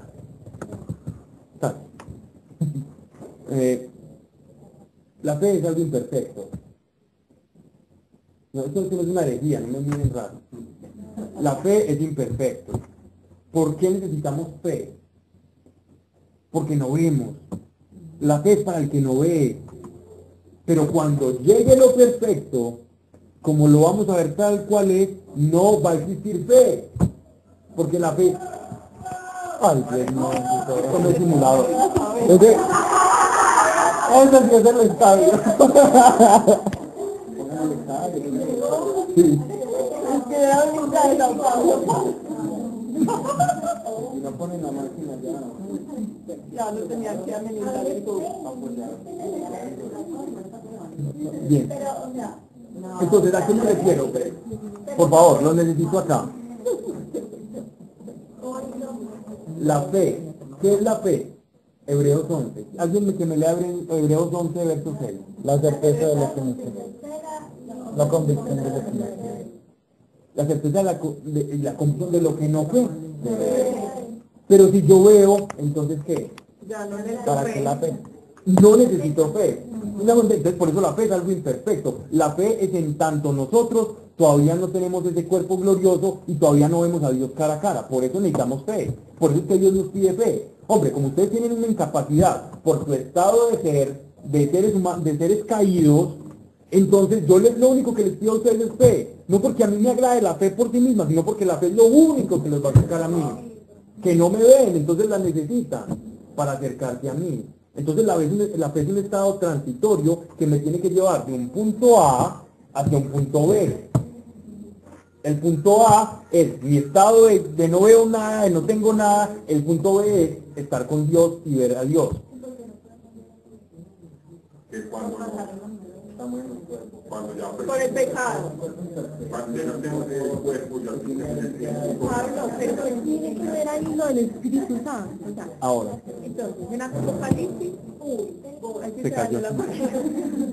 En Apocalipsis, yo no sé, no me sé lo de Apocalipsis, no sé de qué están hablando, pero entonces supuestamente lo que entendí es. En estamos hablando Apocalipsis- de una de las cartas a las 7 En Apocalipsis hay una parte donde dice, y en ese tiempo muchos vendrán y me dirán, Señor, Señor, pero en tu nombre no echamos fuera demonios. Y en tu Yo nombre... les dice, yo no los conozco. Exacto. Pero ellos tienen el Espíritu Santo. Y no se supone que el Espíritu Santo es el sello que me da a conocer, o sea, que me reconoce como hija de Dios y Pero- me da mis obras. Yo puedo utilizar el nombre de Jesús. Tiene el Espíritu Santo. Pues porque espantaron los demonios. Es el nombre de Jesús. Pero a los que espantaron los demonios sin Jesús, los desnudó el demonio y se los gozó en la cara y no pudieron hacer nada. Por la categoría. A ver, intenta, María, salirte un poquito de la fe como una fórmula, como un silogismo, es que esto aquí, porque te hacen enloquecer. Tenés que ir la fe de una manera más natural, ¿no? Más espontánea. Todo lo que dice Jesús no son silogismos. Jesús da unas máximas. ¿Qué máxima estaba enseñando él en las 7 iglesias? No importa el corazón. Él no estaba enseñando el Espíritu Santo ahí, ni que ustedes no me tienen o sí me tienen. Él estaba enseñando, la iglesia que no camina en amor, nunca es mi iglesia. Aún así, hagan milagros en mi nombre. Porque mi nombre por sí mismo hace milagros.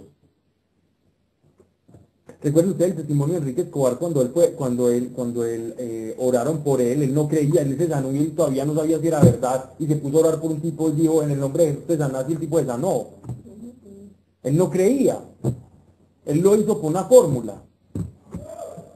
Por la autoridad del nombre de Jesús, ¿no?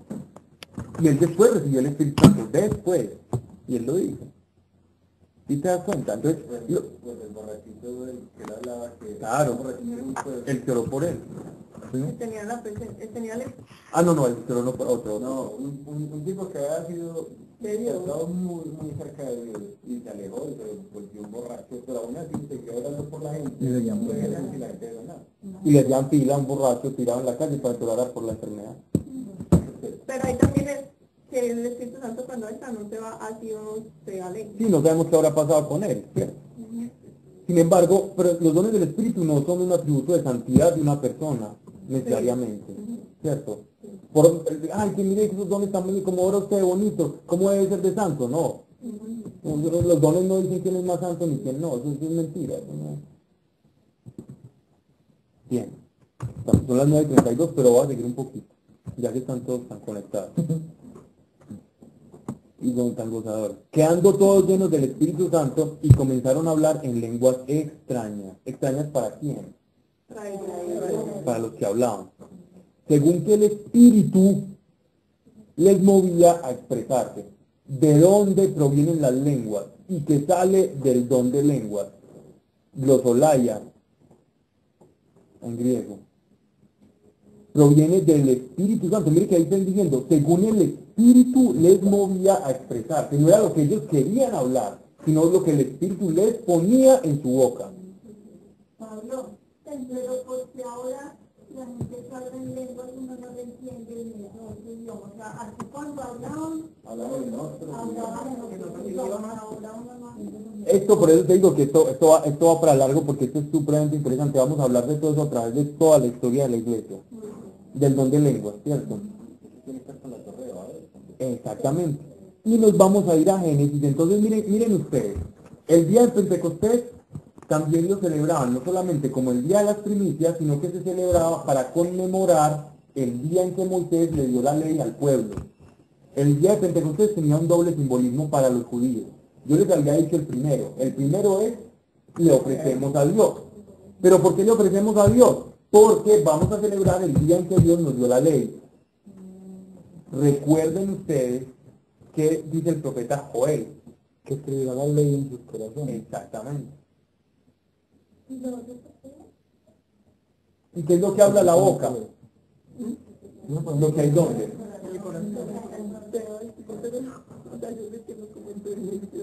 Recuerden ustedes lo que dice las escrituras. De la boca sale lo que hay en tu corazón. Están en el día de Pentecostés. Están siendo llenos del Espíritu Santo. Lo que está saliendo del corazón.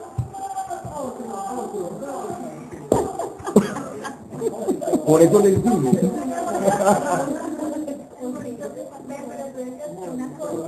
Al Sao Paulo.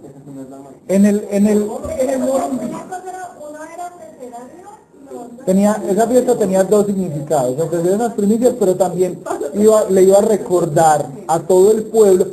Una de las cosas por las que Dios le decía al pueblo que conmemorara las fiestas era para que no se olvidaran de las cosas que Dios había hecho por ellos, ¿cierto? Y que te tuvieran presentes como ciertos hechos importantes. En Pentecostés, según el judaísmo, otra de las cosas que se iba a recordar era el momento en el que Dios le entregó a Moisés la ley escrita en tablas de piedra, ¿cierto? El profeta Joel dice que más adelante vendrá un tiempo donde Dios derramará sobre toda carne y escribirá la ley en el corazón. Si ustedes se dan cuenta, en todo lo que es el Nuevo Testamento ya se dice que ya no es la ley de la piedra, sino la ley del Espíritu.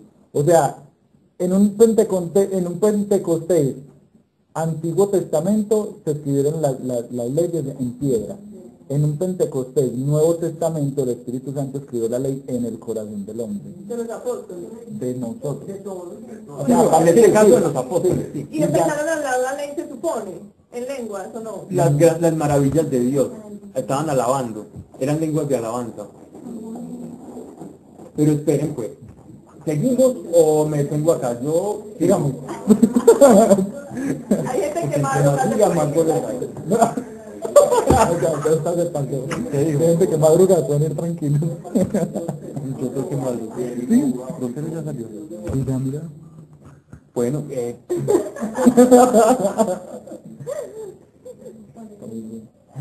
No, para igual esto siempre va a tener mucho para la... al Sao Paulo. Y a comenzar.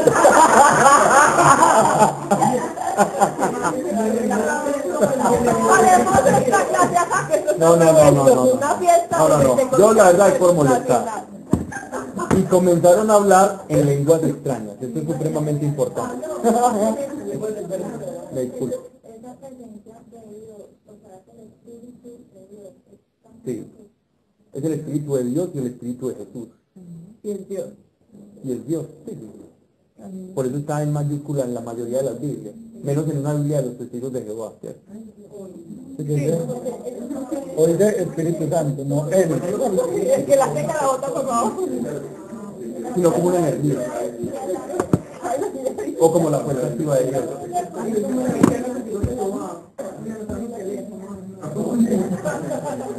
Cambies de línea de Adri porque la van a enloquecer. El testigo de Jehová está metido en Herbalife. ¿Ya?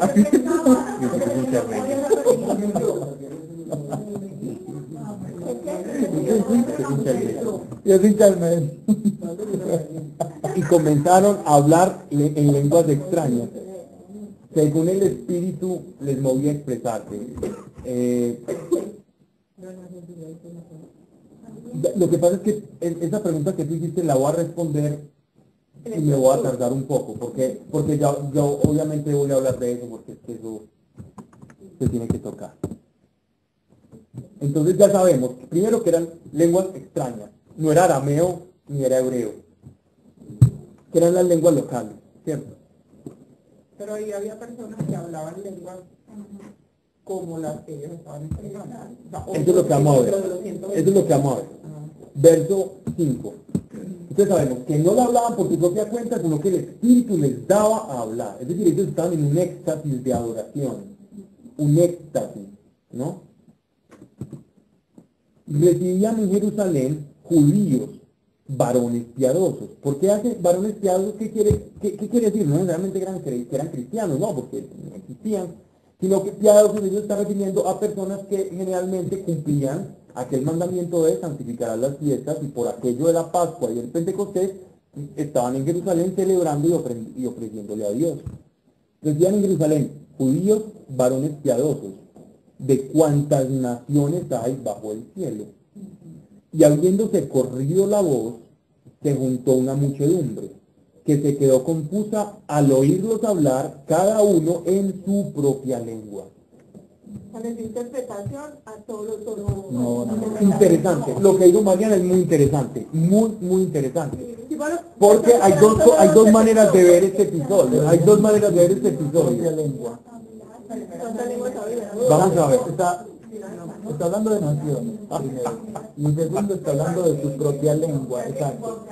Y está hablando de naciones. No, lo que digo es que Sí, por yo te ejemplo, entiendo, Mariana, porque lo pensaron padres de la iglesia. porque miren, por ejemplo, éramos Déjame 12 la apóstoles, pero había más lenguas, había más países. Entonces yo le estaba dando interpretación de pronto a otro que no estaba hablando en otra lengua, pero le permitía escuchar su lengua, así no hubieran más de 12 países, por ejemplo, ahí, pero si solo habían 12 lenguas, no todos podían entender las de su propio O sea, país. lo que está tratando de decir Mariana es que el milagro fue de doble vía. Podía Tanto ser. en los apóstoles como que la acción del Espíritu Santo fue en los oyentes, que les dio la interpretación para escuchar las lenguas angelicales que ellos estaban hablando. Eso es lo que está tratando de decir. Pero es que en este caso, lo que pasa es que en este caso, que cada uno tenía una manifestación subjetiva que lo podía escuchar subjetivamente en su propia lengua lo que ellos estaban Yo hablando. estaba hablando francés Ok. y tú eres italiano, pero tú me escuchas a mí, mi francés en italiano. Perfecto. Sí. Perfecto. Esto es una interpretación, pero vamos a desanudar esto. No, no estoy diciendo que no estoy por el noveno, estoy diciendo que no. No, yo tampoco. Judíos, varones piadosos, de cuantas naciones hay bajo el cielo. Eso obviamente es una exageración, ¿cierto? Pues exageración para decir que habían muchos, entonces no sabemos cuántos, pero habían muchos. Pues exageración para ahora, para ese tiempo Sí, no era algo no, loco. exacto. Y habiéndose corrido la voz, se juntó una muchedumbre que se quedó confusa al oírlos hablar cada uno en su propia lengua. Estupefactos, es decir, la sorpresa era mucha, de admiración, decían, todos estos que hablan no son galileos para referirse a toda esa parte en la que hablan arameo. Pues como nosotros los oímos cada uno en nuestra propia lengua, en la que hemos nacido. ¿Nacido por qué? Porque eran judíos prosélitos, ¿cierto? Eran judíos que vivían en otras partes y nacieron en otra parte, pero eran judíos.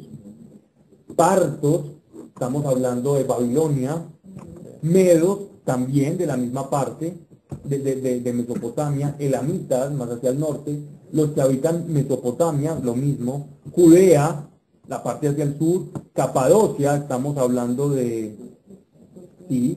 El Ponto y Asia. Estamos hablando de África, Asia Menor. Frigia y Panfilia, Egipto, ya se están metiendo, entonces pasaron Lejano Oriente, Medio Oriente, Cercano Oriente o Asia Menor, y estamos hablando ya de África, Panfilia, Egipto y las partes de Libia en África también, que están contra Cirene, y los forasteros romanos, judíos y prosélitos, cretenses y árabes. Los oímos hablar en nuestras propias lenguas las grandezas de Dios. Y Pablo era más de 12. Ok. Tenemos aquí algo muy claro. Y es, uno, lo estaban escuchando hablar en su propia lengua. Hay casi unanimidad, ¿cierto? Vamos a decir que hablaban los primeros padres de la iglesia respecto al don de lenguas. Vale la pena, o respecto a este episodio, vale la pena que les echemos un vistazo. ¿Sí? Miren lo que decía San Agustín, por ejemplo, de las lenguas como manifestación sobrenatural y de las lenguas de Pentecostés. Las lenguas de Pentecostés eran lenguaje vernáculo, eran idiomas específicos de Pentecostés, lo que estamos narrando en este hecho. Es decir, escuchaban hablar en italiano, lo escuchaban hablar en alemán, lo escuchaban hablar en persa, en pam. Y lo hay. Hoy día, miren lo que está diciendo San Agustín de Hipona al año 300 más o menos. Hoy día, cuando el Espíritu Santo ha sido recibido, nadie habla en lenguas de todas las naciones, es decir, lenguas vernáculas. Pues la Iglesia ya habla las lenguas de todas las naciones, y si uno no está en ella, no recibe el Espíritu Santo. Es decir, si uno no está en la Iglesia. Pues si uno no es iglesia, no puede recibir al Espíritu Santo.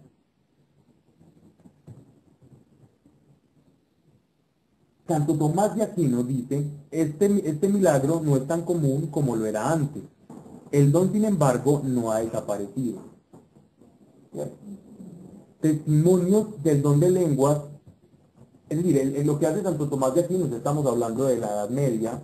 Santo Tomás de Aquino ya nos está diciendo a nosotros, yo he escuchado, hay muchas referencias, pero es un don que ya no es muy usual. No se escucha mucho, ¿cierto? Entonces, y por otro lado, existen ya muchas congregaciones, por ejemplo, de orden evangélico, orden protestante, como lo son los bautistas, los presbiterianos, los metodistas, que asumen la posición de Tomás de Aquino. Ellos no dicen que no, nosotros seguimos a Tomás de Aquino, no, porque no les gusta, pues. Pero asumen esa misma posición en cuanto al don de lenguas. El don de lenguas desapareció porque ya no se necesita, porque ya el mundo fue evangelizado, entonces ya no necesitan una facultad sobrenatural para hablar otros idiomas, porque ya la iglesia se extendió a lo largo de todo el mundo. ¿Cierto? Estamos hablando de los bautistas.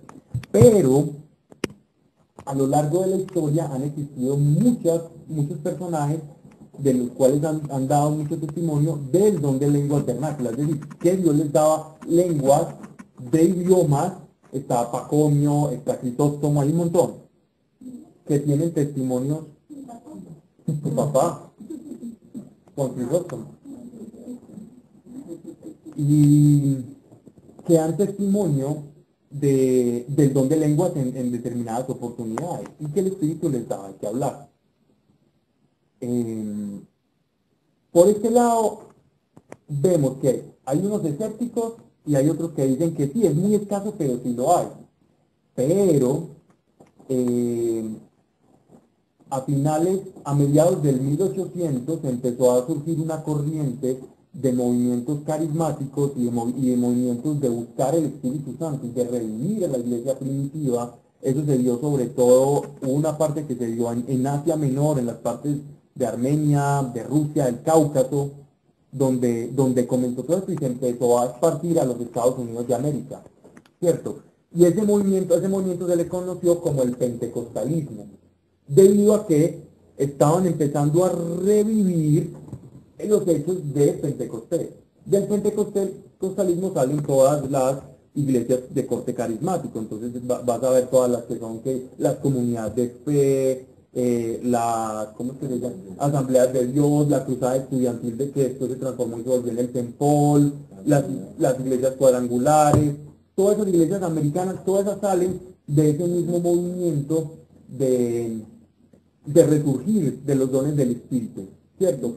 En el catolicismo fue un poco más tardío, ¿cierto? Ese movimiento carismático en el catolicismo fue un poco más tardío y se dio a través del padre Emiliano Tardif y se conoció como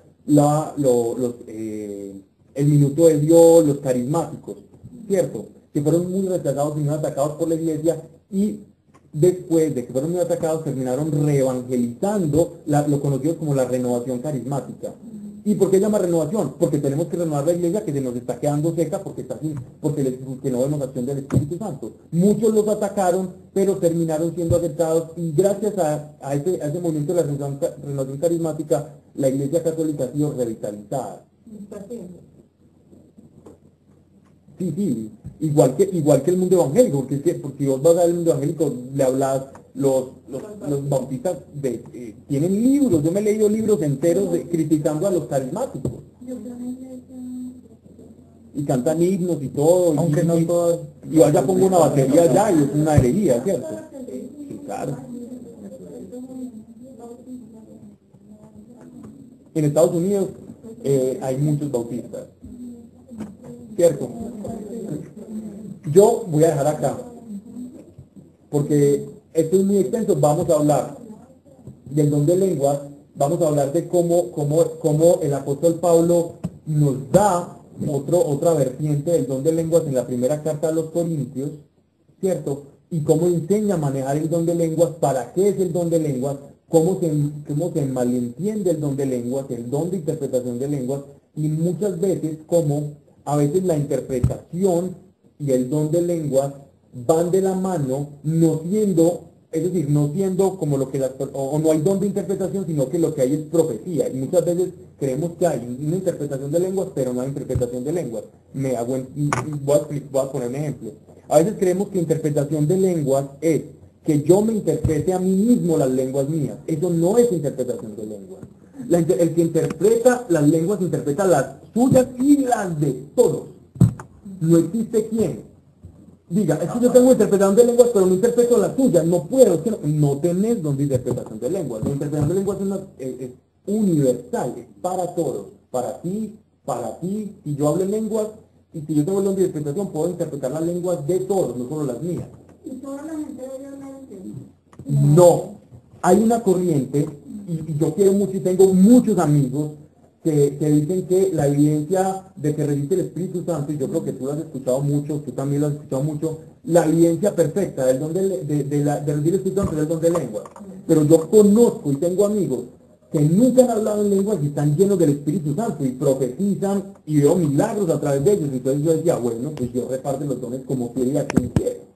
Pero a veces hemos condicionado y hay mucha gente que se ha frustrado porque no alcanzando el don de lenguas cree que nunca recibió el Espíritu Santo. Entonces comienza a forzar esas lenguas y termina frustrando su camino espiritual porque está condicionando su vida en el Espíritu a tener un don. Cuando el don de lenguas a veces está muy sobrevalorado, que podemos caer en la sobrevaloración del don de lenguas, o podemos caer también en la infravaloración del don de lenguas. Y Dios quiere que lo pongamos en su justa medida, el don de lenguas, porque es un don muy exterior, muy evidente. Quien magnifica.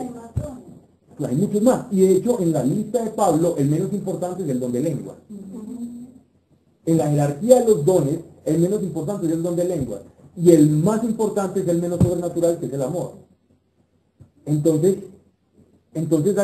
hay que comprender, no es no buscar, es poner las cosas en su justa medida. Ahí está la sabiduría, en saber poner las cosas en su justa medida, ¿no? Sí, es un don, porque lo recibimos de Dios, Dios nos lo da, y nosotros te lo devolvemos. Es verdad, partiendo de ahí. Muy bien. De lo que estoy aquí entendiendo o estoy captando, cuando hablas de interpretación de lengua, está como la interpretación de lenguas es una facultad sobrenatural por la cual una persona que habla en lenguas, el intérprete va a entender lo que esa persona está diciendo en lengua, en lenguaje extraño para todos. La persona que interpreta también va a entender a los que están hablando con otra lengua. Obvio, claro. Porque él interpreta a los demás. Sí, pero es un don también. Es diferente. Es diferencial de lengua, es el de interpretación de lengua. Sí. Puede haber gente sin lenguas que tiene interpretación. O puedo yo tener lenguas y nunca saber qué es lo que estoy diciendo. O puedo no tener lengua ni entender. Isa de hecho no tiene el don de interpretación de lenguas. Isa lo que tiene, Isa lo que utiliza es las lenguas para entrar en un estado de comunión con Dios y profetizar. Entonces, ella entra como en un estado de comunión con Dios, para que ella no tiene el don de interpretación, porque si ella tuviera el don de interpretación, si vos hablases en lenguas, ella tendría que entenderte. Y eso sería muy indelicado que una persona con el don de interpretación solo lo interprete a sí misma. Eso no daría garantía a la iglesia, eso sería muy delicado. Porque entonces yo puedo decir cualquier cosa por mis inspiraciones personales y no tengo esa garantía que Dios ha dejado a través del don de interpretación para que hayan intérpretes que coincidan en la interpretación. Por eso Dios es un Dios de orden. Dios es un Dios muy bonito para darle a su iglesia garantía y certeza de que todo es palabra suya. Quien solo se interpreta a sí mismo es muy delicado. Puede que sí sea interprete, pero tiene que interpretar a otro, porque eso sería muy delicado. ¿Y cómo así? Entonces solamente vos entendés y nadie más. Eso le dice al apóstol Pablo, te dice, no, anda medita un rato y cuadra las cosas, porque la palabra lo intérprete, exactamente. Entonces, intérprete de sí mismo es muy peligroso. Es muy peligroso. Porque entonces yo solo andaría con la palabra de Dios y no tengo... Entonces sería todo un Pablo. ¿Cuál? El llorar en lenguas para la profecía. No, porque es que la oración de lenguas... Pero profecía es otra cosa también de que vos recibís una palabra. Claro, profética. es diferente. No, pero es que, lo que pasa es que los dones interactúan todos juntos muchas veces. Uno no solamente los puede separar. Me hago entender. Por ejemplo, Isa, ¿qué hace? Isa dice... Yo oro en lenguas, Isa cuando ora en lenguas, Isa cuando ora en lenguas, lo que hace es adentrarse como en la presencia de Dios y sumirse en esa concentración con el Señor, y ahí es donde ella recibe como inspiración de Dios, pero no recibe interpretación de las lenguas. Muchas veces hemos mal utilizado la palabra interpretación de lenguas, pero para eso estamos en estas clases. Para eso estamos en estas clases, para que aclaremos los dones. Sí, sería una profecía o una palabra de conocimiento o una palabra de sabiduría. Por ejemplo, cuando yo hablo en lenguas, visiones, habla Dios a través de mí. Pero mira que pero no necesariamente es interpretación. No, pero tampoco Es que estamos hablando que no puede ser. No es. A menos de que si otra persona esté hablando en lenguas, vos lo puedes interpretar. Pues a mí Dios me dejó interpretar ya otras. Eso ya sería interpretación de lenguas. Si puedes interpretar otras, es interpretación. No sé si otras. No he ensayado en realidad, ensayé esa. Eso es muy sano, que hagan eso es muy sano. Los dones, y en la próxima encuentro que vamos a tener el miércoles, voy a enseñar mucho sobre los dones, sobre la prudencia en los dones, sobre cómo Dios nos da los dones, sobre cómo los debemos usar, sobre cómo los debemos avivar, sobre cómo Dios da más de los dones que ha puesto, ¿cierto? Y la prudencia y el amor son la clave para que Dios me otorgue más dones del Espíritu. A un imprudente difícilmente Dios le va a delegar dones. Difícilmente,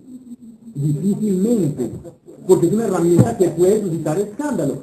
De hecho, el apóstol Pablo a los corintios, él les dice, pero miren, es que ustedes háganlo, no pueden ser desorganizados con eso, estaban como loquitos experimentando los dones, pero él decía, vea, esto tiene que ser en orden, porque ustedes pueden tener algo muy bello y muy grande de Dios, pero pueden suscitar escándalo. Y el don de lenguas no es señal para los creyentes. ¿Qué quiere decir que no sea señal para los creyentes en 1 Corintios? Que usted no hable en lenguas en público, en medio de la congregación, porque usted no los va a convencer a ellos ya están convencidos. ¿Cierto? Pero también no escandalice con el don de lenguas, porque otro va a poder creer que usted está borracho, que está drogado y que está haciendo una cantidad de cosas locas. A menos que haya un intérprete y que esa persona convenga en que, Dios está haciendo algo sobrenatural en esta persona, porque hay alguien que interpreta el mensaje que Dios está dando, bien sea hacia el cielo o bien sea hacia él, y eso sí sirva como señal. De lo contrario, sea organizado, sea prudente y cállese y hable solito en lenguas con Dios. dañado mucha gente porque, o sea, no, sino por ejemplo con el nombre de la interpretación en ese caso. No es dañado, Se le no es dice dañado, que no es dañado mucha desde gente. que Isa No importa, no es dañado mucha gente, porque ¿quién dijo que todos nacimos aprendidos? ¿Y quién dijo que nuestra doctrina ha sido perfecta y no se puede ir perfeccionando? Si para eso estamos acá, para aprender. Y si lo supiéramos todo, entonces ¿para qué estudiamos? ¿Cierto? Y si lo supiéramos todo, ¿para qué hay iglesia? Y para reanudar el camino, y para saber qué es, y saber discernir qué es un don y qué no es, y cómo utilizarlo. ¿No? Bueno, vamos.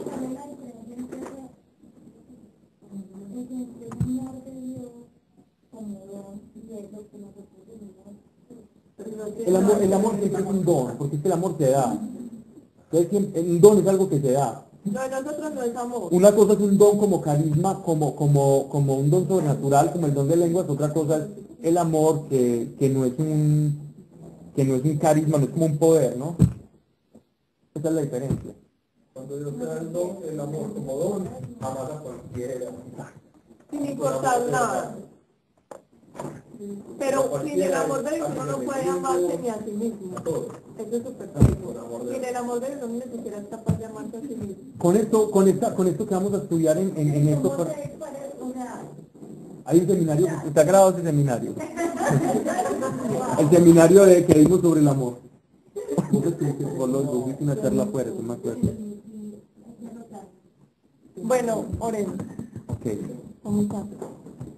Pero vamos a hablar de eso. Padre, gracias Señor, porque amamos esta revelación, que no lo sabemos todo, que nos equivocamos muchas veces, que en la grandeza, Señor, de tus dones y de tus riquezas, qué bueno que todavía podamos hablar, que todavía haya misterio en cuanto a las manifestaciones de tu Espíritu, que tienes esos regalos tan maravillosos para nosotros, como hablar en otros idiomas, como Señor también tener una comunicación a través de tu Espíritu Santo. Gracias Señor por esos regalos, Padre. Enséñenos a utilizarlos, Padre, gracias, porque la promesa de tu Espíritu Santo se ha hecho efectiva en nosotros ahora, y por eso nos llamamos iglesia, y por eso marcamos una diferencia, y por eso hablamos con seguridad, Señor, porque nuestra fe nos llevó a ver, y viendo queremos ver más, Señor. Padre, gracias por todos los que están aquí, por los que no pudieron estar, Señor. Padre, los bendecimos desde acá.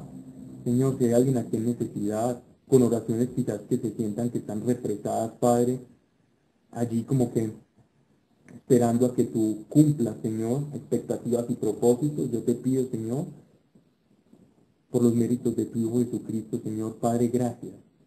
Yo pido que se desaten oraciones y expectativas, Señor, para que no seamos creyentes de expectativas simplemente, sino de expectativas cumplidas, y cumplidas a que vamos por más, Señor. En el nombre de tu Hijo Jesucristo. Amén. Amén. Bueno, espero les haya sido de todo.